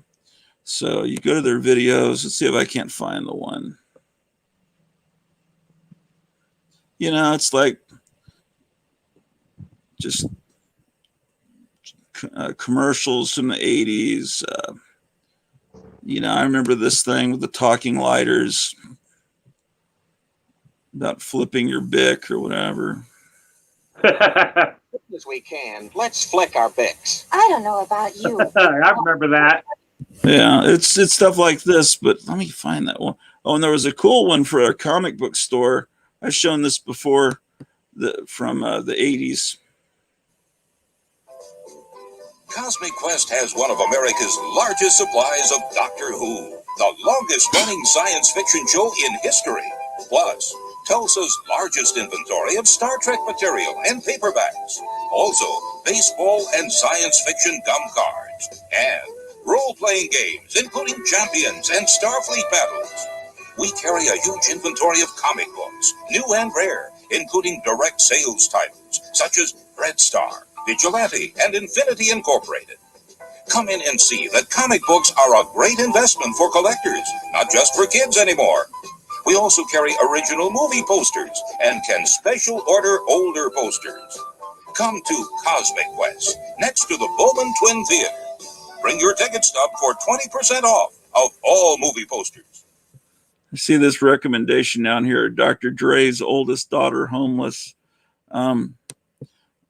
This old buddy of mine and I we were in East Dallas or somewhere in Dallas. We stopped at an Arby's on a Saturday night, and there was a limo parked outside the Arby's. And we went in there, we were eating our Arby's sandwiches, and there was the limo driver was sitting a few booths away from us. So I figured, well, he just stopped to eat, and then he's going to pick up whoever. But at some point, this young guy came in, and all the people behind the counter were like all rushing over to talk to him. I thought he was some local high school football hero. And then after he walked out, my friend said, you know, they were calling him Dr. Dre. I said, I didn't know what Dr. Dre looked like. This is in the late 80s probably. And so I guess Dr. Dre and his entourage were eating their Arby's in the limo, and they had the driver go in to eat, and they're probably out there doing whatever. And he must have had to come into the restaurant to get more horsey sauce or something. And so they were all thrilled to see him, and he went back out. And then we said, oh yeah, there's like some celebrity charity basketball game with Snoop Dogg. I'd heard about that on the radio. So anyway, he came in. So it's like you grow up poor and you eat at Arby's, then you become rich, a rich hip hop star or whatever the genre of music he is, gangster rap, and you have your limo driver take you to Arby's and you eat so it's just like, I just a little story that, oh, here it is. This might have helped out Pee Wee Herman if this had played in that theater. See if I can blow it up.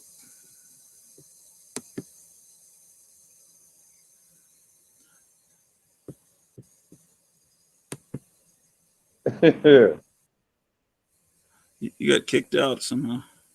Yeah. I don't know what happened. I bumped something probably.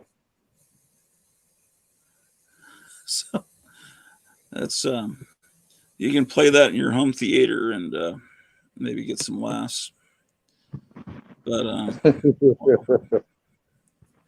let's see what people are saying over here. And Meyer Greenblatt says, some guys are old school. The deli in my neighborhood still sells hardcore porn magazines. Ask my friend who owns the place who buys this. Old ex-cons, he says. I was bound to come across that info, being both a lifelong Pee Wee fan and engaged to an Israeli girl. Haha, says Branko. Yeah, interesting stuff. Yeah, I didn't know anything about Pee Wee Herman's father. I read some about him, but it didn't say much about his father. But he had a, you came out of a pretty normal. He was normal, you know. There wasn't I forget. I don't know. It's been years ago that I read about what he did. He was a pretty normal guy. You know, he was always kind of a screwball, but he was normal. You know, he wasn't you know, didn't have all the hallmarkings anyways of the screwball that he became. That's for sure. Well, I just He was remember great. how hard my friend and I laughed when we saw Pee-wee's Big Adventure when that came out, which was, I guess, a year or so before that Saturday morning TV show started. And it was, I'd never seen anything like it before. It was so insane.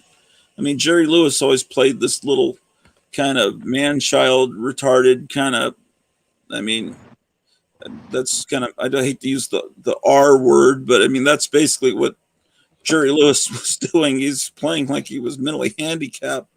And it's kind of like he, but when Pee Wee Herman had a meeting of all of the people in his club, and they're all discussing this emergency situation they were in, and he says to this guy, "Do you have something to say, Amazing Larry?" And we laughed so hard that this guy, who was like 40 years old, wearing little kids' clothes, his name was Amazing Larry. We just thought that was so funny, just out of nowhere. It was just so insane. Let's see. And then, yeah, Pee-wee's Big Adventure was a Tim Burton masterpiece. Yeah, he you forget that Tim Burton used to be able to create masterpieces, but I don't think he can now.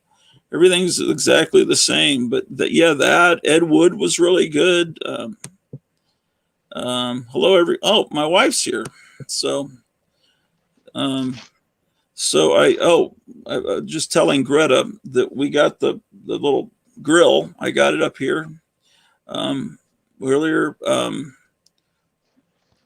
Earlier, Kimberly was showing her whole layout of her land there in Alabama. So you missed that. The next question is, do we need to get, everyone's saying hi to her. Do we need to get some food? She's just waking up. Because Cleo or Greta, same name. That guy that I was wanting to interview says he's going to come on. He's going to notify me pretty soon. But what I'm going to do is I'm going to stop this show and start a new one fresh so that the show starts with him and people, because don't have to fast forward 3.5 hours to see. So that's my plan. And then I've got to tell Graphic Man and Eric Breen, because they want to come on and talk to him. And anyone else, Meyer, probably you want to come on. Meyer, do you want to come on in person and talk to him? We only have 5 people watching right now, but what else? Yeah, so. Now, my first introduction into Pee Wee Herman was, I think my sister took me to go see Up in Smoke. He was in Up in Smoke. And that was the first time I ever seen Pee Wee Herman. You know, you've seen the Cheech and Chong movies, right? I've seen it, but I don't remember what role he played in that. Ha ha! I didn't take the money, or whatever he does. He's all crazy. Yeah, and Anyway, I remember he was also this weird waiter in the Blues Brothers. He made a couple of movies. Yeah, I do. I remember that. I do remember that. You mentioned that before, and I remembered that. I was like, yeah, that's right. He was in the Blues Brothers. You're right. Yeah, that was my first one. I was such a Cheech and Chong fan. I mean, I guess because I was a little kid and got, you know, my brother or my sister would take me to those movies. You know, they'd never tell my parents. You know, they would always stuff me in the back of the seat of the car, and they'd go to the drive-ins. They're all, "Don't tell mom and dad," you know. I did the, yeah. So I was a derelict child from day one. You know what I mean? I pretty much, you know, my brother and sister, when I was young, when they were still in the house, it was much like you. You know, they were much older than me. I think my brother is 8 or 10 years older than me, and my sister. No, my brother's 8 years older than me, and my sister is 10 years older than me.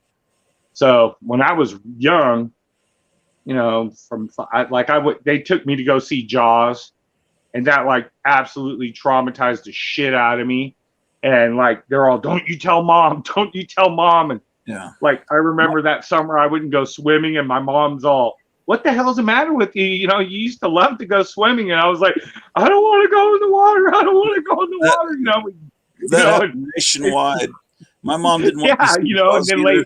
And what she really did, she really didn't want me to see Earthquake in 1974 because it was I in remember seeing that. And she thought it would damage my eardrums or something because they used ultra low frequency to make it seem like the theater was shaking. She thought that was bad. She never wanted to have a microwave in the house. My father didn't get a microwave until after my mother passed away because she had read somewhere that you have to have it inspected every year or two to make sure it's not leaking. And it's probably true, but no one does it. I mean, we're way too casual about radiation and stuff. I think my older brother took me to see Stir Crazy with Richard Pryor. The R-rated movie. And then also, then my older brother and his wife brought me along kind of like I was their kid to see Body Heat. That was a little awkward. Do you remember that? It was kind of no, I don't remember that. I remember it was a film noir movie like the 1940s with William Hurt and what was her face? The lady with the real husky voice. What was her name? Someone will know in the Sophia Lorenz or no? Or? No, I'm not that old. What was her damn name? Somebody here, I'll search it. But anyway, that movie, it was like an old film noir movie, but it had what the film noir movies hinted at. It just kind of went ahead. It was kind of like a Showtime kind of. It was not quality, but as far as nudity and stuff, and had cool music. What is her name? Body Heat, 1981 film. It's Lawrence it was written and directed by Lawrence Kasdan, the Empire Strikes Back guy. So it wasn't just a dirty movie. It was William Hurt and the girl, Kathleen Turner. I couldn't think of her name. So yeah, it was a kind of it was like, I got to see, all those at that time period. I remember I seen Towering Inferno, Earthquake, what else? Towering Inferno and Airport 75 were no problem. It was Earthquake that was the problem because my mom did the censor. I went to those on my own. I was dropped off. Oh, she was also in Serial Mom. Yeah, the John Waters movie. Yeah, thank you. Here's a couple of things I got for like $1 yesterday down the street. I just got some of these Charles Schulz books. Oh, those are cool. The most famous one is this one. Happiness is a Warm Puppy, which John Lennon turned into Happiness is a Warm Gun. Yeah, that's cool. It's because this was like the big fad, this book, and this format was like in all the gift stores, and then these are kind of sequels to it. That's real neat. Love is Walking Hand in Hand, and Christmas is Together Time. Yeah, so I got those, but the cool thing is also real cheap. I got these yearbooks from my high school. And usually books like this are like $12.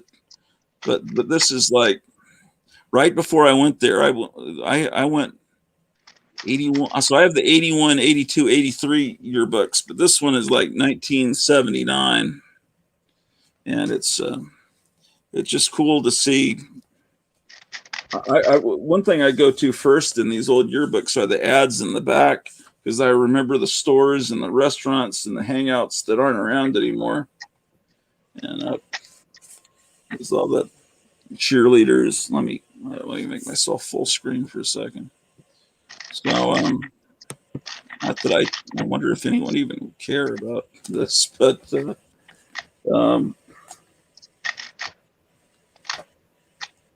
yeah. Here's,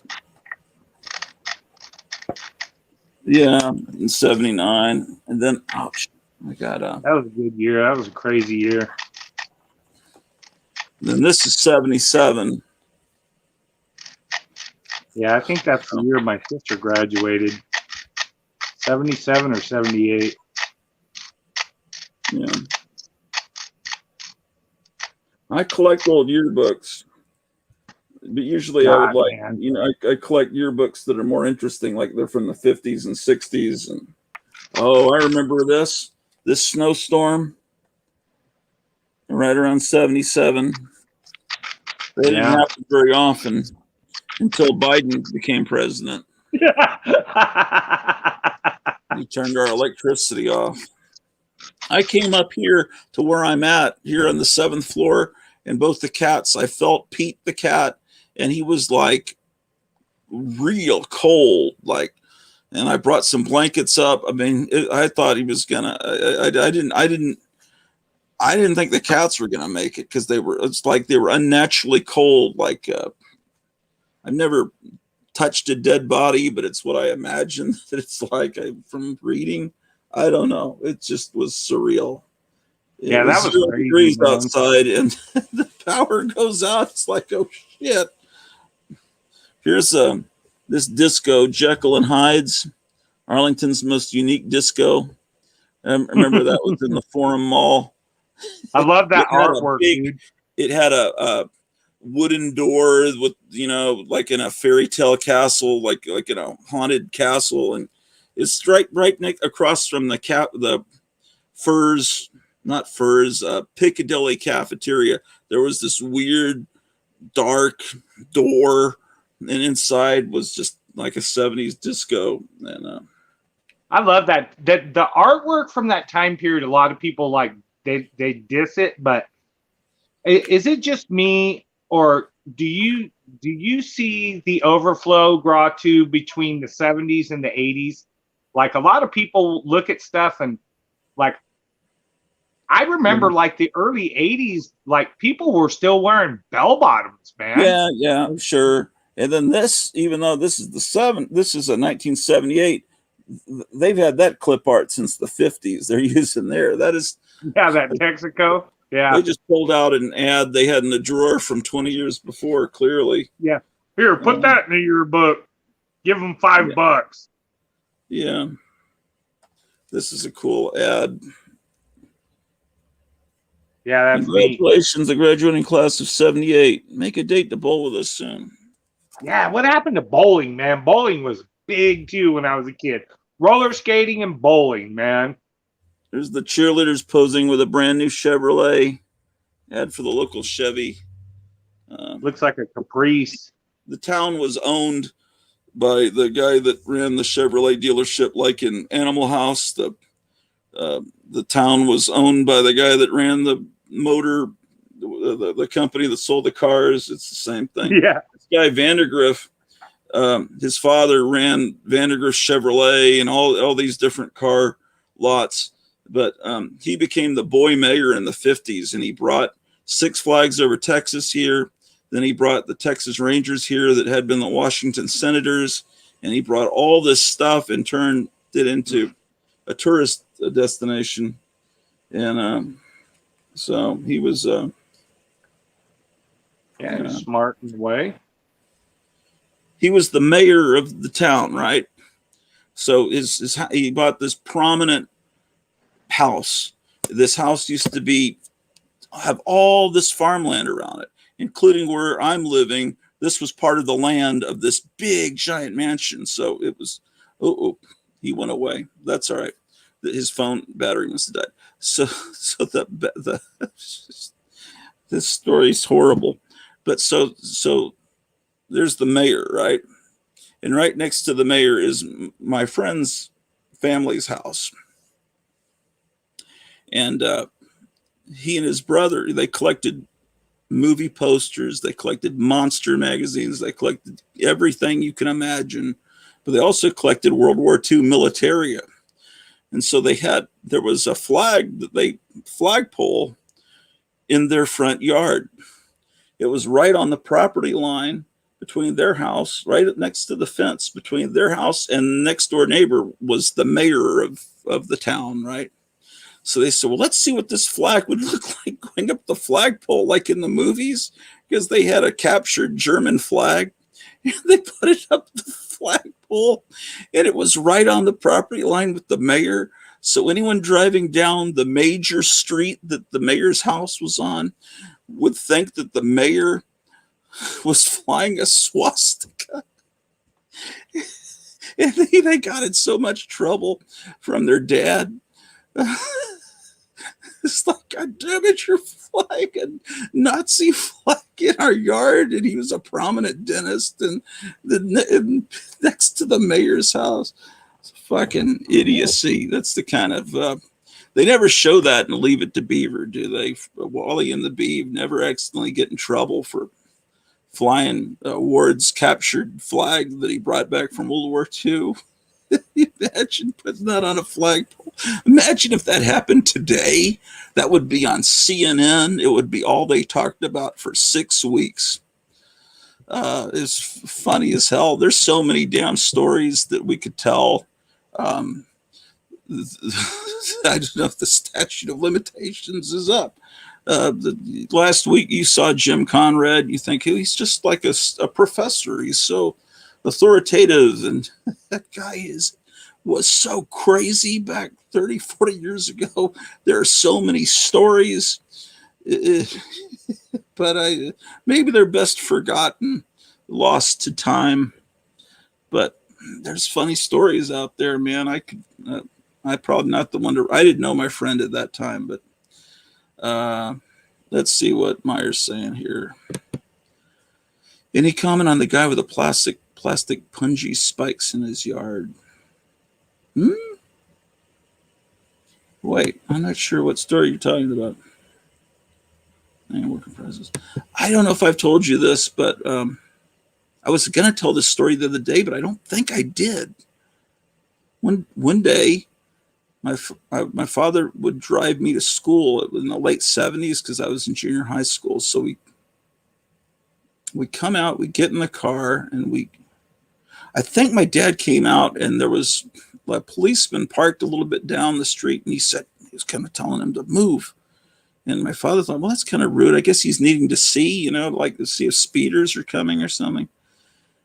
Anyway, later, I guess they cordoned off the whole block because, I guess things had just started, and but anyway, we were able to get out of the driveway and leave, but apparently there was something dangerous going on down the street. Across the street and about maybe 7, 8 houses down, it was a World War II veteran, an older guy. This is late 70s, 79, had just lost his mind. And he tied up his wife, and he was out in the front yard with guns, and I think he was throwing full Coke cans in the street thinking they were grenades. So they didn't shoot him and kill him. I guess he was arrested. There was no shooting. No, I don't think there were any gunshots fired. It was a dangerous situation. But anyway, later that night on the news van, the news crew that were talking were right in our front yard talking and explaining what had happened down the street. So anyone watching, it looks like it happened in our house because they're like right there. But I don't know why they didn't go down where the house actually was, where the guy was, because he was apparently aiming the gun at people and whatever he had. I don't know if that you can find that in old microfiche or whatever the way they maintain records nowadays. Let's see what is Meyer saying here. It was in the news last week. Arlington man puts plastic spikes in yard to discourage dogs from pissing on plants. I wish the news. Oh shit! I didn't know about that. I don't pay attention to the news around here. Damn, I would come on, but I'm in the middle of something.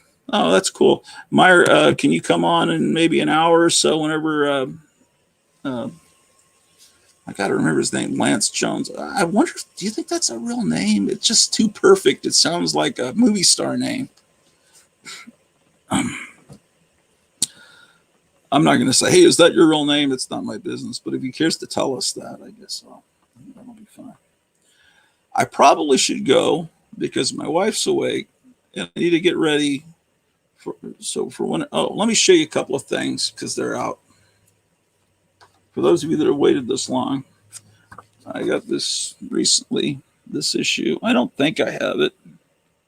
It's after the Jack Kirby era. And I love the artist Ernie Chan. Here it's Ernie Chua. He later changed to Ernie Chan, which is his real name. I think this is the ad that Graphic Man is talking about. I'd hate to have that reprinted over and over again. If Omnibus is reprinted ads, it's ads like this that aren't as much fun as those ads for bikes and stuff from the 50s because it looks like it was drawn by a mental patient, like someone in a straitjacket. But yeah, this artwork inside is fantastic. There, I'm doing that thing again. But yeah. But yeah.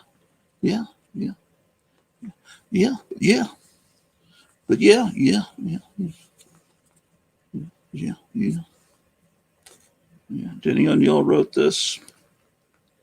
And I can't even. This is what Eric Breen's talking about. This print is fucked up. Actually, maybe either it's my eyes. Actually, it doesn't look as bad when I blow it up. It probably is my eyes. Is this is that blurry? It's a little blurry, isn't it? I guess this has got to be Alfredo Alcala art, who I love also. So it's Command D, number 48.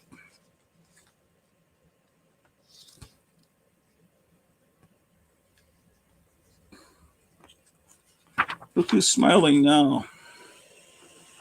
Yeah, this guy. I wonder what happened to that guy. Okay, well, I like the giant size comics, you know. If just imagine if you just turned the comic rack just a little bit, maybe you could have picked up giant size X-Men #1, but instead you pick up giant size Marvel Triple Action. It's the same price.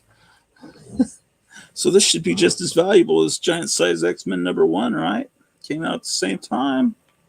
But no, this is reprints of stuff from the 60s, but boy, is that fun. So it's certainly worth something. Certainly will entertain you on a Saturday afternoon. But it's just imagine sometimes you look at a comic that was out at the same time. It's like I look at my dad's record collection. It's like, and then the old record sleeves, they would show the other records that were out from the same company. It's like, why didn't you get that one and that one instead of this one? I said that the coolest thing he got were like Herb Albert records. That's not cool. He got Johnny Cash's Ride This Train. Oh, that's pretty cool. But I think he got it just more because it had trains. And because yeah, my dad's musical taste was not like super hip. Here's a book that would always be in the quarter bin, but you know, now with the Suicide Squad, you got these early DC appearances by Peacemaker. I predict will become valuable. I'm not a speculator, and I'm not intending to. This is kind of the way you see it, and it's pretty accurate the way you'll see it when you watch that movie. You need to do that. Seriously, you need to get to the theater, or you need to lay down the whatever bucks it costs to get HBO Max. They're not a sponsor, but I'm really telling you, this time I was right. A lot of times I'm wrong when I get excited about a movie and it's like, oh, it's a piece of shit. But this one, I happen to be right this time. Let's see what people are saying here. Bronco says that he's a good bowler. Basil says mental patient artwork. Biahahaha. The neighbors are angry at this guy who put down the spice. Yeah. His house looks pretty badass. Watch the YouTube video when you have a chance. The Spike guy is pretty based. Yeah, but how do you? You're killing dogs. What about if a kid's walking down the street? What triggers it? I don't know. Yeah, y'all look for it. Maybe you can send me a link later. What else did I get? I'm gonna end the stream. Mandy, this may be it. Oh no, I also got this. The Bradleys. So this is a great comic, The Bradleys.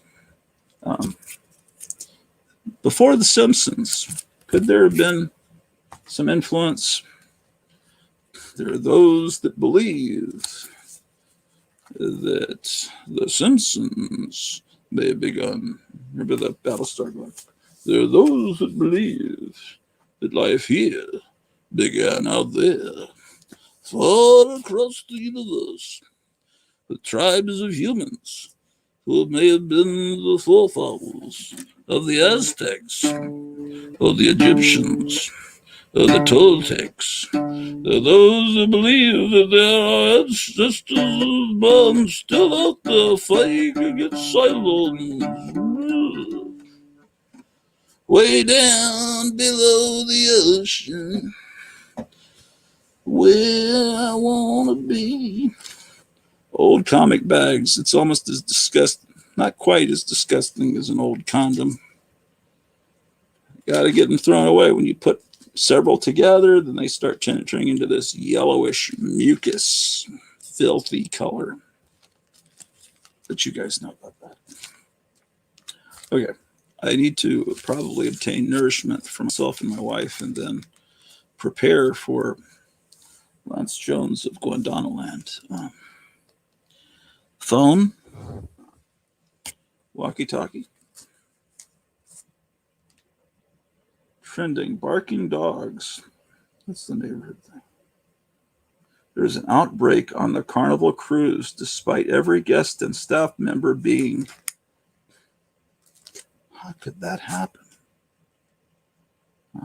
That's not possible. They say it works. Oh, I better shut up. Well, the amazing news that my walkie-talkie tells me. I think your guitar needs to be tuned. Yes, please come over and do it, because actually it's not just that. There are only 2 strings left. There used to be more.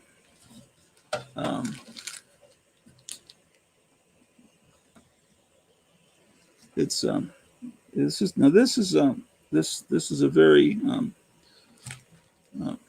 is what real musicians use. It's best when your guitar has a plastic body and is made by who makes M&E. I gotta show you. Jump in Jiminy. It's by M&E. I have to show you something before I go away. She's making fun of my guitar. Sometimes I use my wife's guitar, but she has this Japanese guitar that's yellow and it's got hearts, and it's like got all these words in English that look cool to the Japanese. It's like when we buy shirts that have letters in other languages, and we think, boy, that's cool. Look at the Japanese lettering, and it says like "eat shit" or "I'm an asshole," and we don't know, and we're walking around with it. Well, this guitar is all yellow with hearts, and it says "lick me, eat me," all this stuff on it in English, and it looks cool in Japan. Here it just looks like what? Let me find this real quick. Let me share my screen. Oh, share screen. She says mine is silly too. Yes, that's what I was trying to communicate.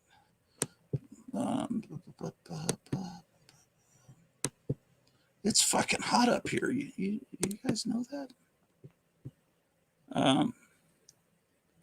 Okay, it says, have you seen his guitar? And wait, what is she talking about? Me? Oh, and then it says, remember that guy who made his guitar out of his uncle's remains? No, but I'd like a link to that news story too. Mine is silly too. Yeah, you can see mine if you ever go, hers rather, on these previous episodes. Show them what it says, LOL. I don't know where it is. I don't know where it is. I think it's in that room. Okay. Nice guitar. I think I'll stick with my Stratocaster. How dare you? Be like Jerry's uncle. And pull a whisker from Tom to me. What? Be like Jerry's uncle. And pull a whisker from Tom. Oh, Tom and Jerry to make a guitar string. I thought you were talking about Tom Smith. Happy Fighting Love written on the guitar. Happy Fighting Love. Okay. All right. Now let me see here. I'm telling you guys, you need to watch the Suicide Squad. The guitar.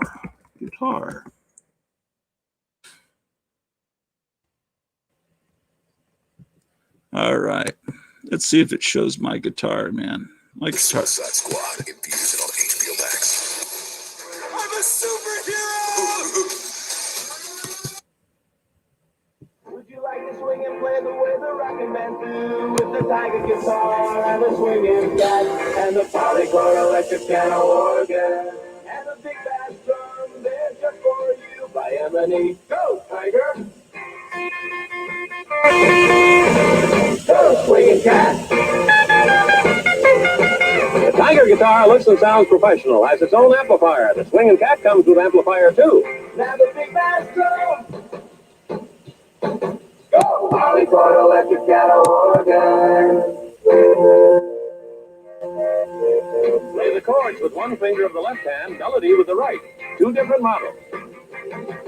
Now you can swing and play the way the rockin' band do with the Tiger guitar and the swinging cat and the polychord electric piano organ and the big bass drum. They're just for you. Jumpin' Jiminy, it's by Emily. Definitely a better year than 2021 would have been that year. I think that the swinging cat guitar could have been a higher end model than my swinger guitar. Possibly. Hey, dig this group with the M&E Electric Tiger guitar. Oh, play that tiger, terrific tiger, that guitar by M&E. You play the high note from the low note. Tiger plays so easily. Wait till you play the M&E Tiger guitar. Big sound. Easy to play. Wire-wound nylon strings. Metal geared precision tuning peg. Complete with instructions and carrying case.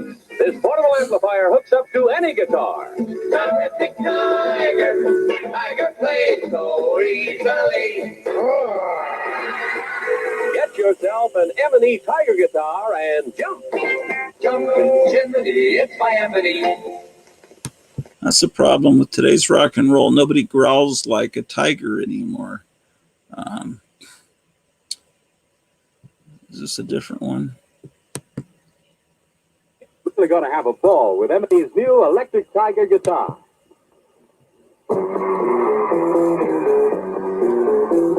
You're listening to the M&E Electric Tiger guitar in action, and you too can play it. Oh, play that tiger, terrific tiger. This is what we just saw, but with better video quality.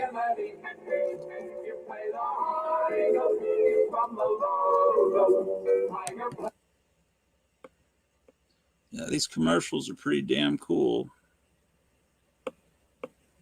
Let's get the one that I've got. Let's see if someone's done a video about it.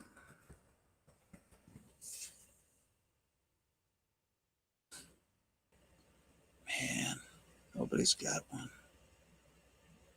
Jug swaying, hip shaking sleaze. This is a playlist from Jorge Dean.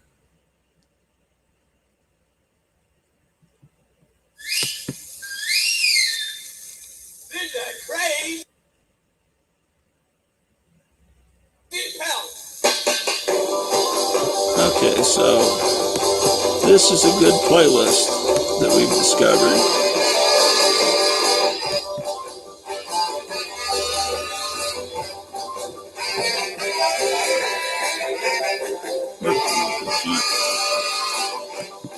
How did I get to that? Where was the fucking thing? Oh, I went back too far. Wait, yeah.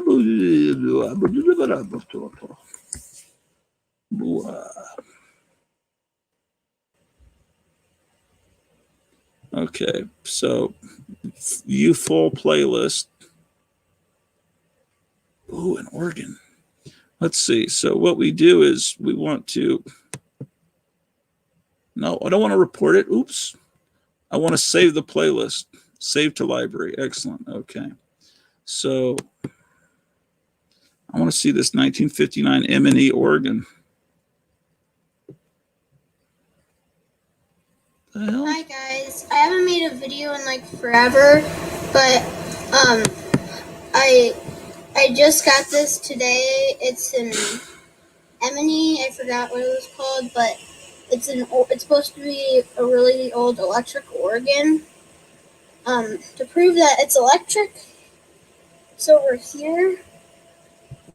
You can't see it, but you can see the cord. Here's the cord.